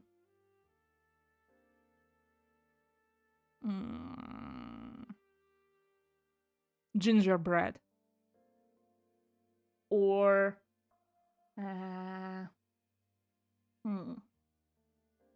My food obsession. Probably... oat milk? Oat milk, I guess. I don't know, it's tasty. I'm getting old. I mean, you are old. Shut it. This is really nice. Oh, good boy, Colby, come here. Nina quietly coos at him and begins to scratch at the back of Colby's ears once more. Hugo leans a little closer to Noah, his voice about a whisper, but close enough for Noah to only hear him. You know, I'm glad that you came along yesterday. Oh, what is it? Are you getting chummy with me now? Call it chummy or whatever, but I really mean it. If you hadn't saved us back there. Look, I told you before. I'll be there wherever you get yourself into reckless shit. Besides, didn't you say that it was nap time? Get some rest, you deserve it. You too. A calm silence filled the room. Oh, I think my food obsession is chicken nuggets. I think it's chicken nuggets. Yeah. I can eat shit ton of them. A calming silence fills the room as they bask under the morning glow. No big parties or celebrations. Just each other's company and shares the small reward. A small and warm comfort. Good end. Case closed. Oh, we've got good end! Yee. Okay. I think we're gonna watch the choices.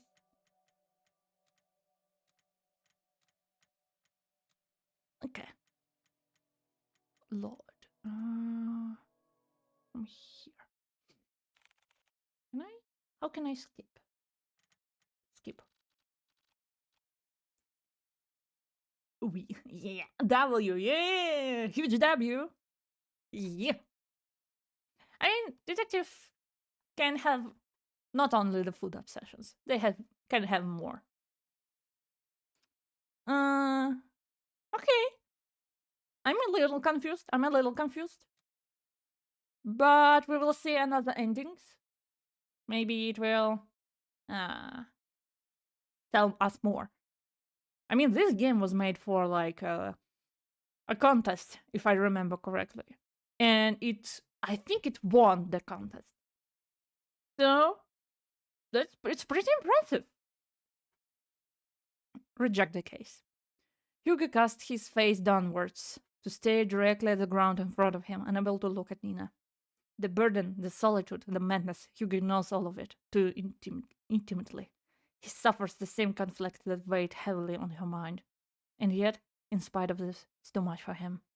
Like walking along a tightrope with the ground void and unclear. Vast and empty and dark. So very, very dark.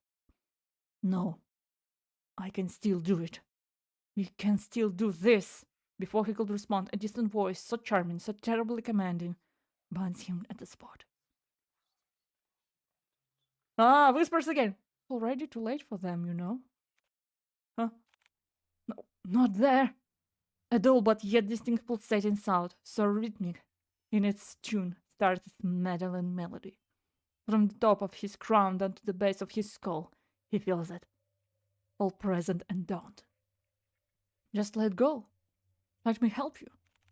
No, I can't do it, if you will just let me. Snake-like hands wrap around his head so closely, squeezing ever so tightly that he can't help but try to shut his eyes from the pain. Such a kind person you are, Hugo.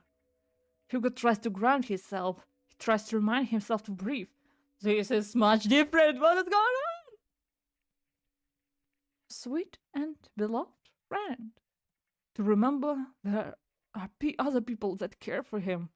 The joy and warmth of their company. I wish you could have done the same for me. Huh? To remember that he is here and present, that he is useless. Hugo! Hey, what's wrong? Tugging at Hugo's coat, Noah tries to catch his attention but fails as he notices something amiss. Hugo? There is a despondent look on Hugo's face, his eyes distinctly shrouded by a deep haze, as if he were lost in them. He won't budge, no matter how many times Noah tries to tug or shake him. He still will not respond, but for Hugo, he can hear everything. Like a paralysis he can't wake from, his body sits there, motionless and detached from everything. Desperate and concerned, Noah turns to Nina and hers in a sincere apology. I'm sorry, Miss Nina, but I don't think we can help you at the moment. If you would just come back a bit later, then we can... No, it's fine. There won't be next time. Hugo winces at her cold and blunt remark. No, wait, Mrs. Mortimer, please! Nina stands up abruptly from her seat. She wipes away the tears quickly from her reddened face with the sleeve of her coat and looks down.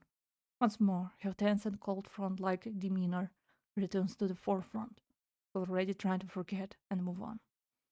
Without so much as a word, she slightly bows her head towards them and walks out of the office, not once looking back. Bad end. Pulling strings. Turn down the case. I mean... Okay. So the next thing, I think we need to...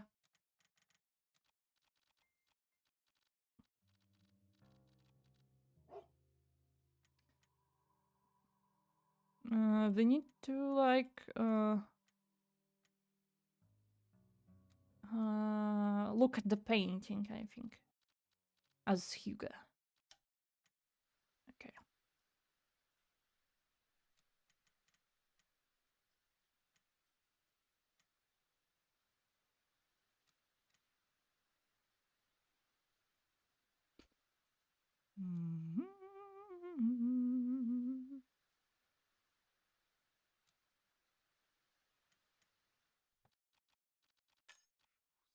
Go to the painting. That's what I thought. That's what I thought. I was thinking about that painting, but I wasn't like sure about its name. The woman like floating. It's the real painting. Just a little different angle. I think, I don't know if that's a rumor or not, but I remember that she got like the model when she was posing. It was like a cold water, so she got sick after that. I think, not sure. Maybe it's a rumor, maybe it's not, but I can't believe that. There, mounted by the fireplace, is a painting of a beautiful woman floating in water. Her pale skin is incandescent, brilliantly prominent against the contrast to the dark, murky waters that keep her hidden, keep her bound to the canvas. Hugo stares intensely at the picture. An empathetic sorrow swells within him, disarming his very senses and forcing him to inch closer, surrendering himself to the sweet song. Poor thing, how lonely you must feel. You're a lot like him. Oh, fucking god, I'm sorry, I've been possessed here for a second. Like Henry. Huh? As Hugo approaches closer and closer to the painting, and his mind screaming to run, he sees it. He can finally see beyond the facade of lady portraits, for what the painting truly is. But don't worry, I can take away its sadness. A deformed creature, a mermaid, floats above the surface. The voice whispers. Maybe it's not a mermaid, maybe it's a siren. Large, hollow eyes stare back, boring deeply into his eyes. Her skin is melting, bleeding heavily. This black ichor as it gushes out from the canvas. Is it Ophelia painting? Yeah, I think it is Ophelia. Hold on. Give me a second. Mermaid, can you like yeah. Wait a second. Ophelia. Ah, Ophelia painting. Yeah. It's yeah. Tate Brighton.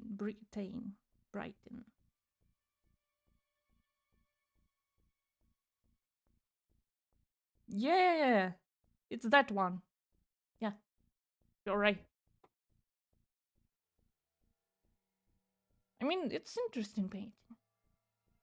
I saw like many modern artists are like paying a tribute to these paintings, making references to it, and like all in all, it's interesting painting. So I like it.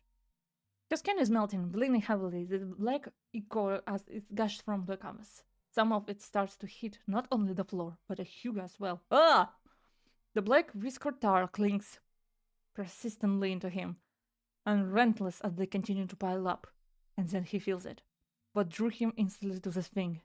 A deep sense of longing rushes through him, snuffing out what little control he had left. Finally embracing this nature. What nature? Come home.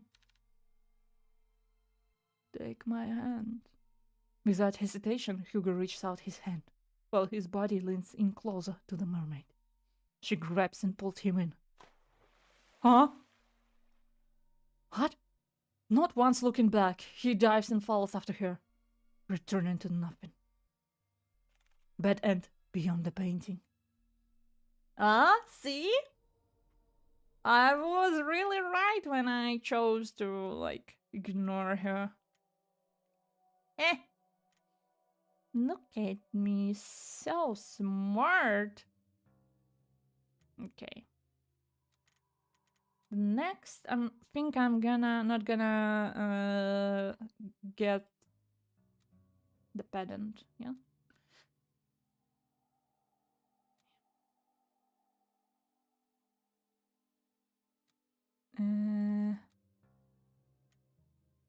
Phone, picture.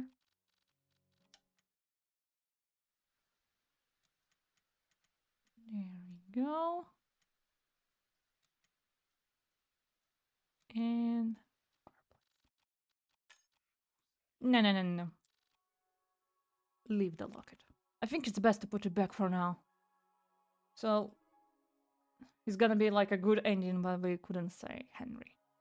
Hugo hears a distant and faint cry call out to him, pleading him to take the locket with him. Louis? Hugo's about to put everything back into the chest when he feels a okay. Water. Across the floor, already seeping into his chest. Damn it, no! Suddenly the light shut off. Okay. Is this a same thing? Turn young man. Stare back.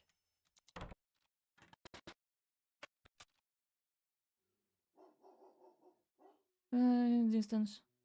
Coming from the port, his Richmond, so like, don't call his Nina, given the okay.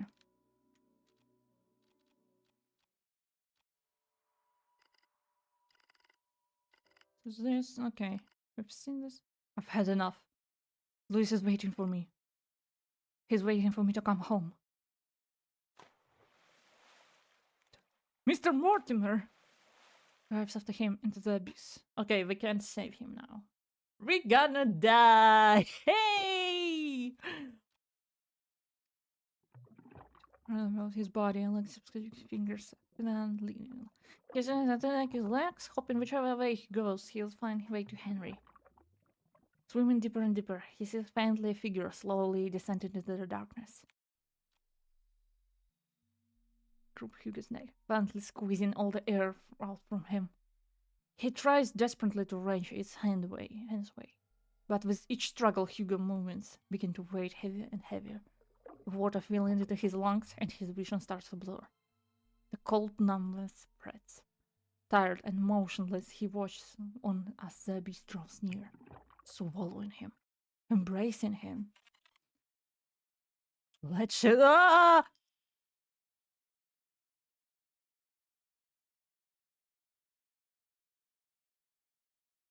It wasn't that scary.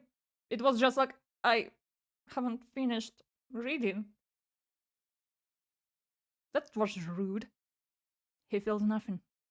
His body weightless and floating for who knows how long. It's cold. So very, very cold.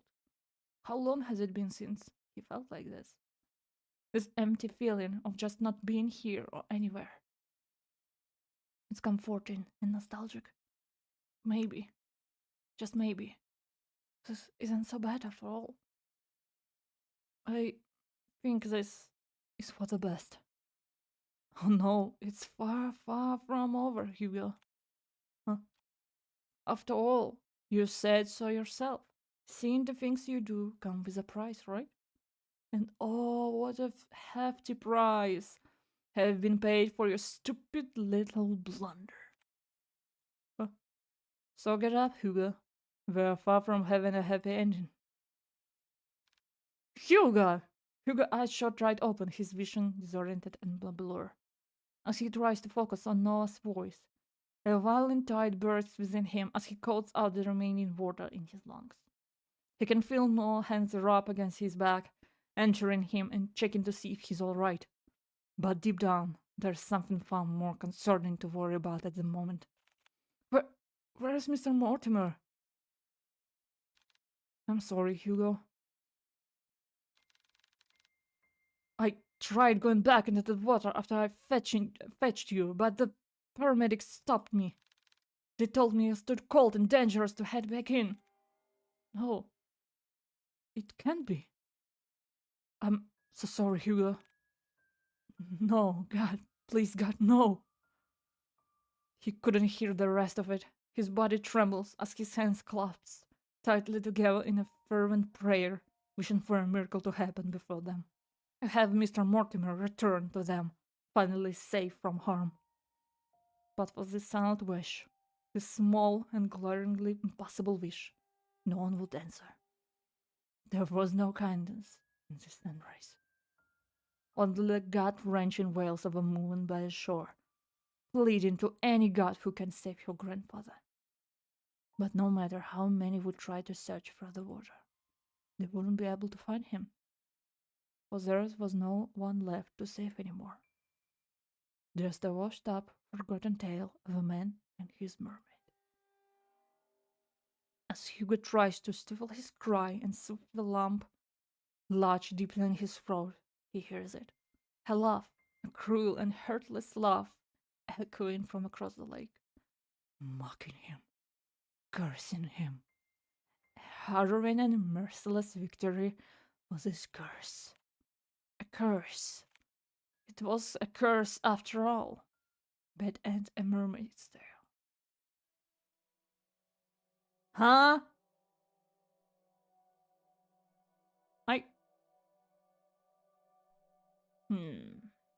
Okay, wait a second.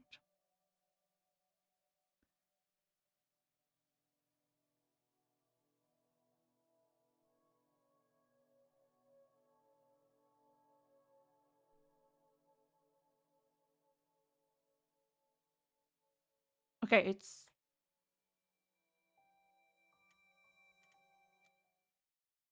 That's not all, I think. Okay.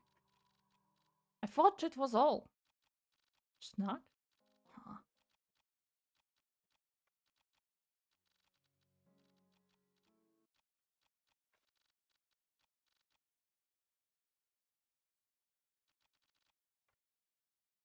Hmm.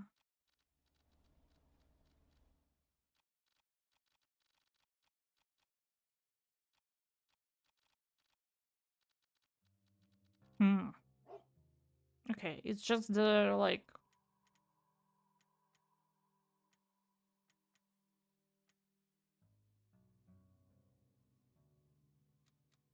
Just the same things.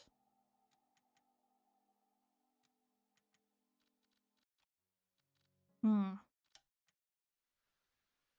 Did I miss something?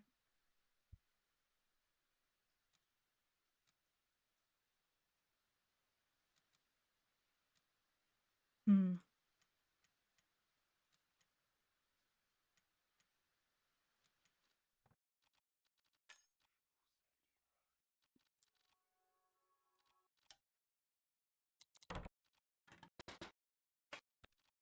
Hmm. What am I missing?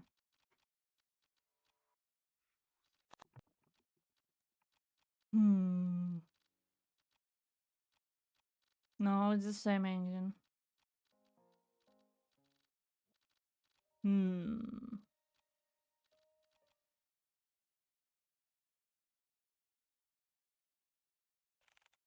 Hugo's apartment. What? Huh?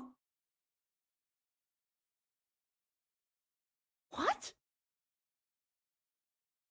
There was nothing like that in the first playthrough. Is it because I got all endings? It's already nightfall when Hugo and Colby arrive back home. Hugo ready to tucker out from the remaining assorted mess he left behind for himself. Lazily sheds off his coat and shoes, while Colby heads straight towards his bed.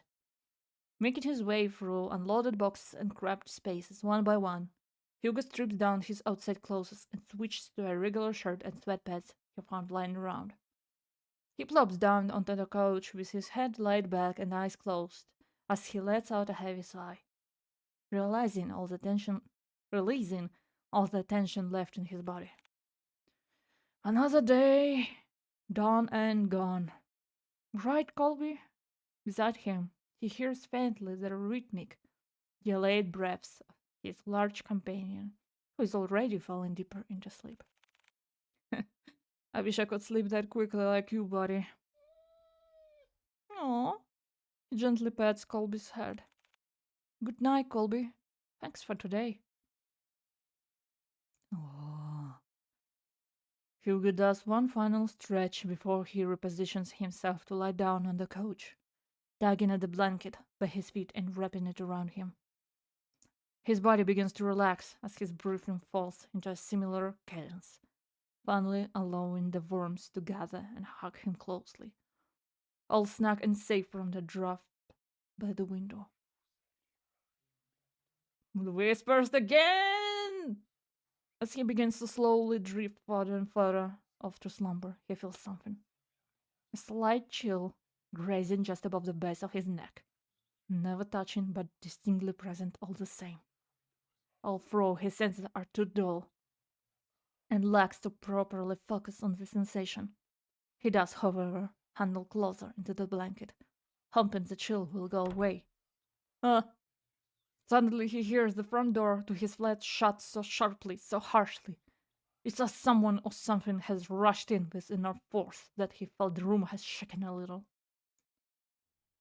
Now Hugo is wide awake. No, Shadow Man! No. No, go away, go. No, во имя Отца, Сына, Святого Духа, да святится имя Его, аминь. No, Дориме. Дориме. No. He tries to get up and face the intruder head-on, but stops to realize one terrifying thing. He can't move at all. The warmth and comfort from the blanket he felt moments ago ceased to be. His own body locked in a deep slumber, leaving behind his very consciousness to fully awake, to be deathly afraid of this overwhelming presence. He struggles to move the muscles in his face, trying to desperately to call out to his partner to get his attention. Colby. But despite his efforts in uttering his dear companion's name, is that a sleep paralysis? His dear companion's name, he is met with no response. In fact, he can't hear or feel Colby near him. Just the raging and erratic tempo of his heart drumming in his ears as he lies there, defenseless, vulnerable, all at the mercy of this thing. And then he hears it. Ah! The sound of feet dragging across the wooden floorboards, dragging closer and closer. Fuck it, wait! My moral is possessed. Jesus Christ, again? Towards him. No, not again. He wants to run. Run far, far away from here. Run till he feels the fiery tempest within him burn his lungs, leaving him scratch and choking on ash. Anywhere but here. He shuts his eyes tightly and begins to steady his uneven breathing, hoping that whatever this nightmare is, he can wake from it. He has to. However, everything comes to a halt when he suddenly feels that same chill once more, but this time lingering all over his back, persistently hovering over him. He knows it's here. Standing near him, that's unbearable. His breath hitches as he feels the intense prickling feeling, a hand hovering so closely above his head. He could feel it. He wants to cover, to hide forever away, but he can't. This frightening thing that has been following him, stalking him, hunting him. Stop being possessed! Stalking him, haunting him for years, will not rest until he gives in. His own curse. Moshi? All of a sudden, his phone rings. Like a spell lifted off from him, he can move again. Hugo's eyes darted straight in the direction where the presence should be, hoping to chance a peek, just a glance, at the thing that haunts him. But there stood no one. Only the moonshine reflected from the window's shades, piercing from the shadow. His eyes shot once again at where Colby should be, and he found the bloodhound to be there, allured by the sudden ringing of his phone, and also at Hugo, who looks more disheveled and winded out. He takes a deep breath, steadying his heart as he takes the phone in his hand and answers. Hugo? Hugo, I'm sorry to call you so late at night. I forgot to ask you about the festival that's coming up in a few weeks. I was wondering if you would like come with me. I know you said you don't really care for outdoor stuff, but I promise you it's going to be fun. Hugo? Are you there? Yeah, sorry, Noah. I'm here. I just, I guess that's a no, right? No, I mean, not to your no,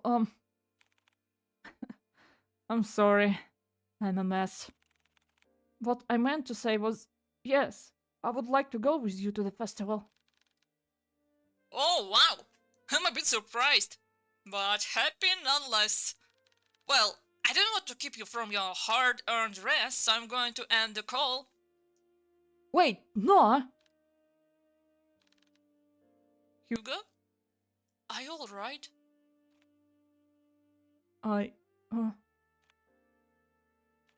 Can you stay a little longer on the line with me? We can talk about anything. I just need company right now. Of course, Hugo. I can stay on the line with you. Thank you, Noah. You know what I was thinking about? A dangerous pastime for sure. I was thinking maybe we should just move in together. And now you're back to your brazen self. Wonderful. What? Doesn't it sound like a perfect plan? I can cook, Colby loves me, and I'm good looking. See? A perfect package, all in one. Haha. You really don't know when to quit, huh? Nope, not at all. I can be quite stubborn, remember? Without a doubt, the most stubborn man ever.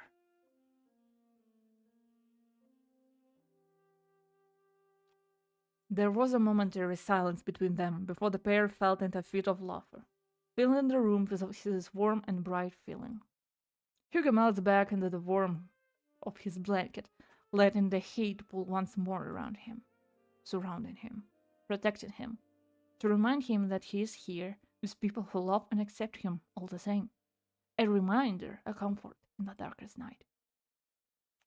True end in the dead of night.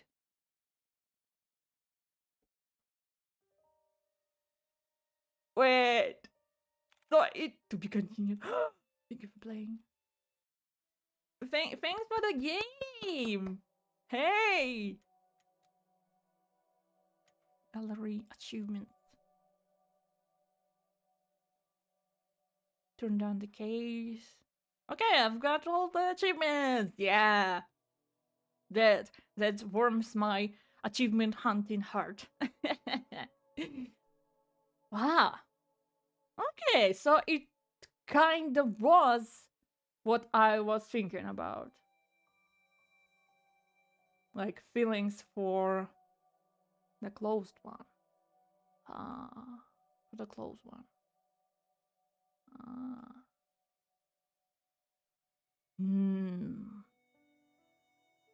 So it's not like necessarily paranormal.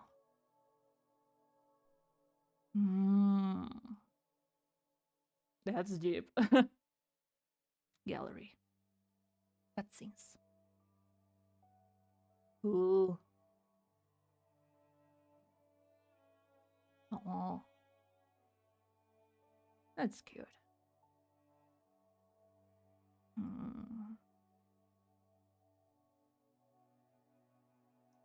Backgrounds. Such a cool background. Damn. That's a lot of work. I don't know how much time they had, actually.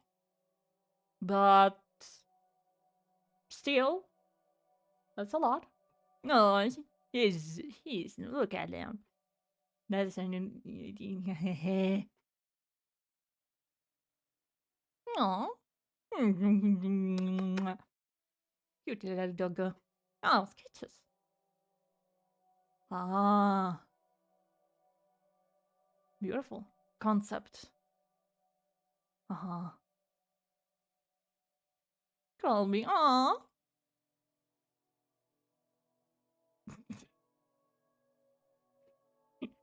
This one is actually funny. me looking at memes at night. Damn. Aww. Concepts by Oda. Wow.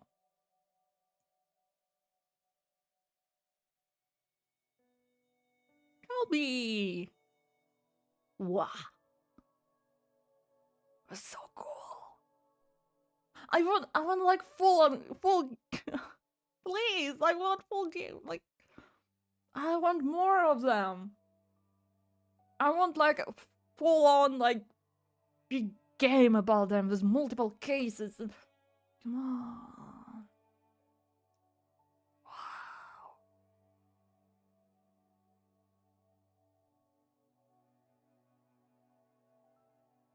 Ah. cannot fuck him. Oh, so cool. Personal artwork. Thank you for your support. Aww.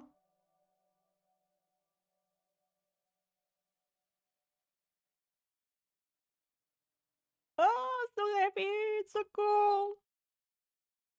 I love when develop devs uh, like uh, when the devs are kinda in love with their project.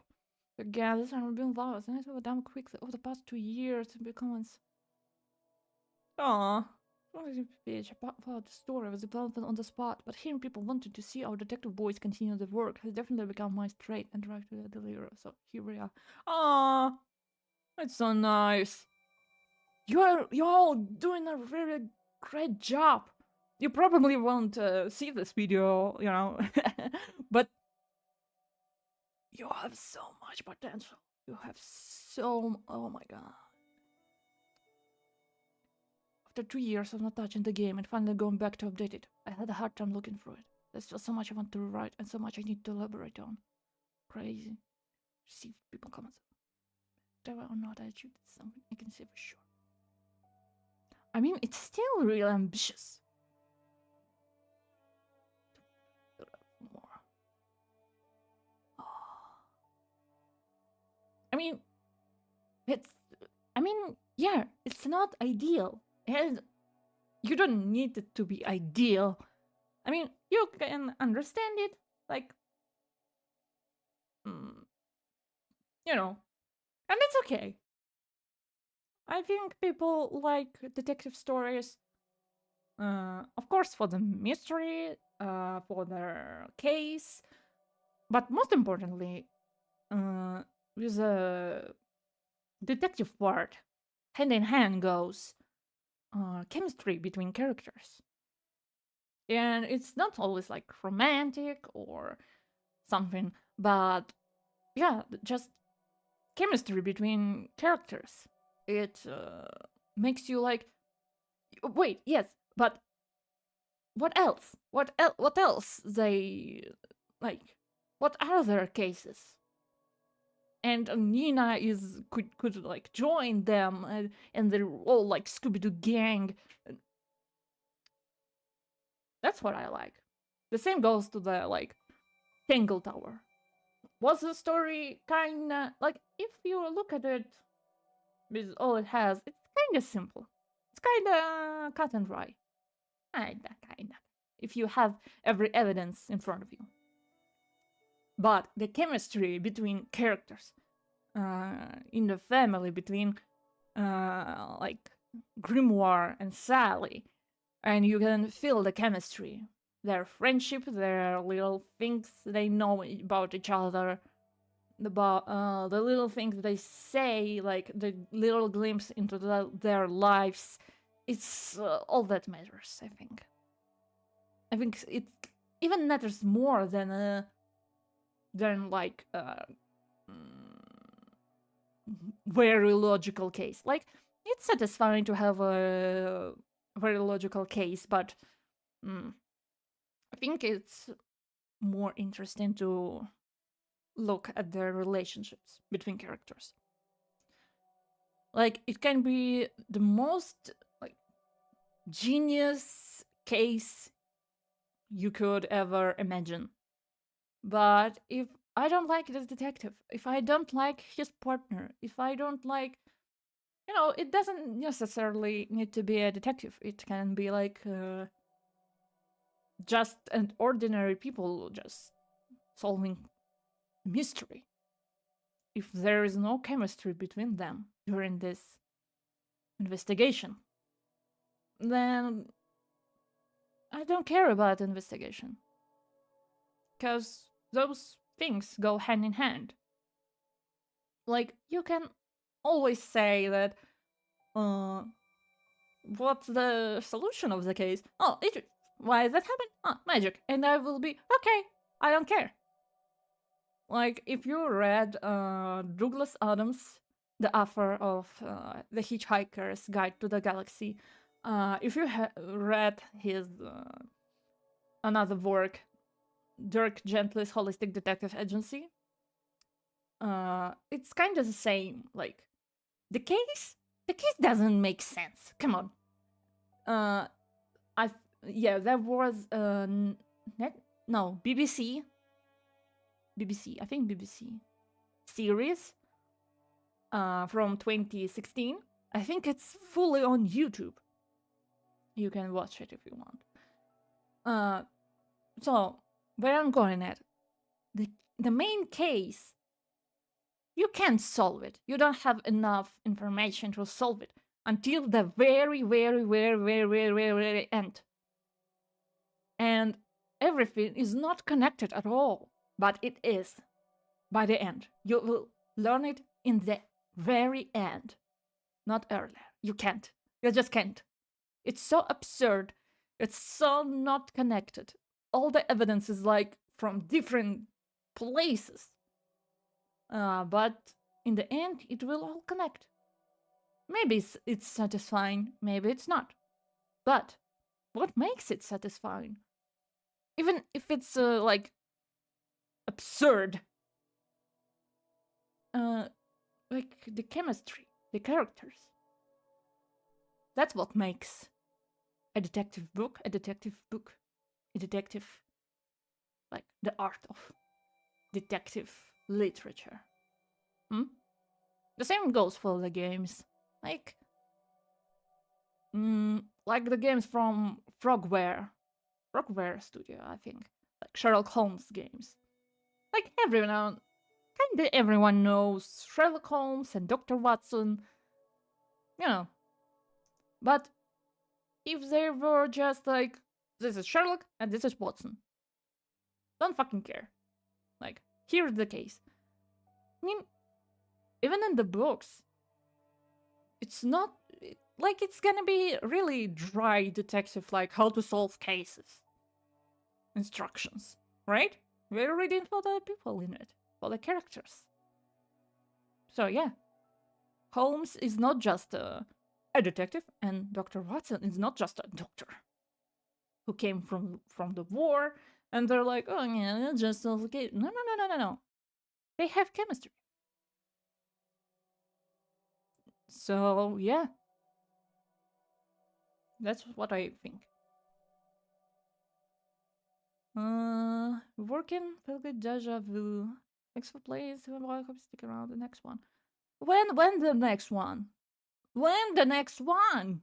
Please. Oh, okay, I'm gonna watch. Okay, keep an eye out. Hey, is that clinical design? Yeah, what wonderful opportunities.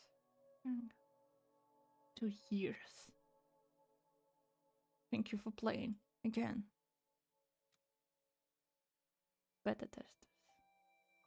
Okay, credit. Studio. Oh, it's working. Masters. Yeah, writer. Oh, you can. Oh. Okay, if you liked the game or any of their like artists, you can visit them on Twitter. Sign your column. Thank you. Music. Assets. Text. Fonts.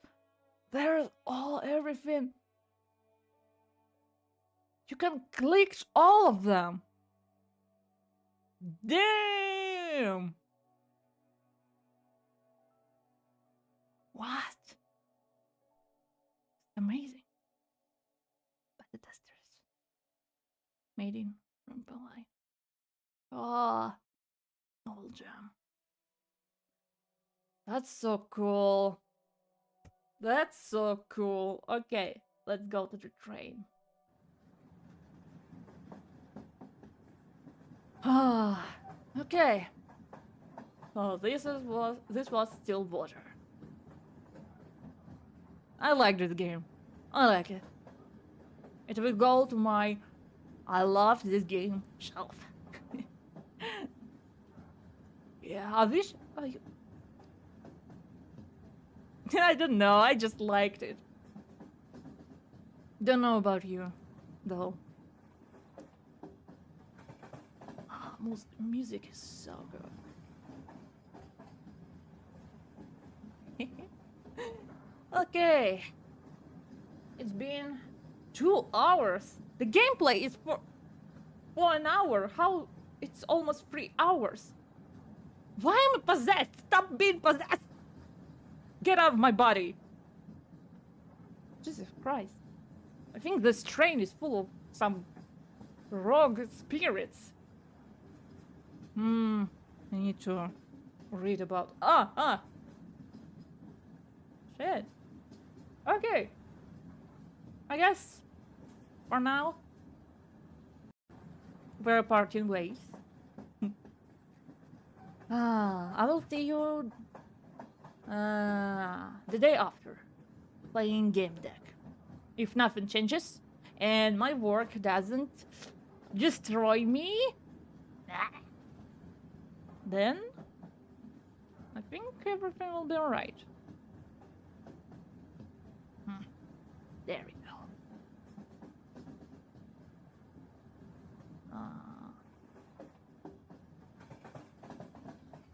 Okay, bedding. There we go. Okay. Hope you're having a great day. Great night. But for now, my name is Argus Leviathan. And I hope we will meet again. Okay. Bye bye. Bye bye for now. Bye bye. Bye bye. Bye bye.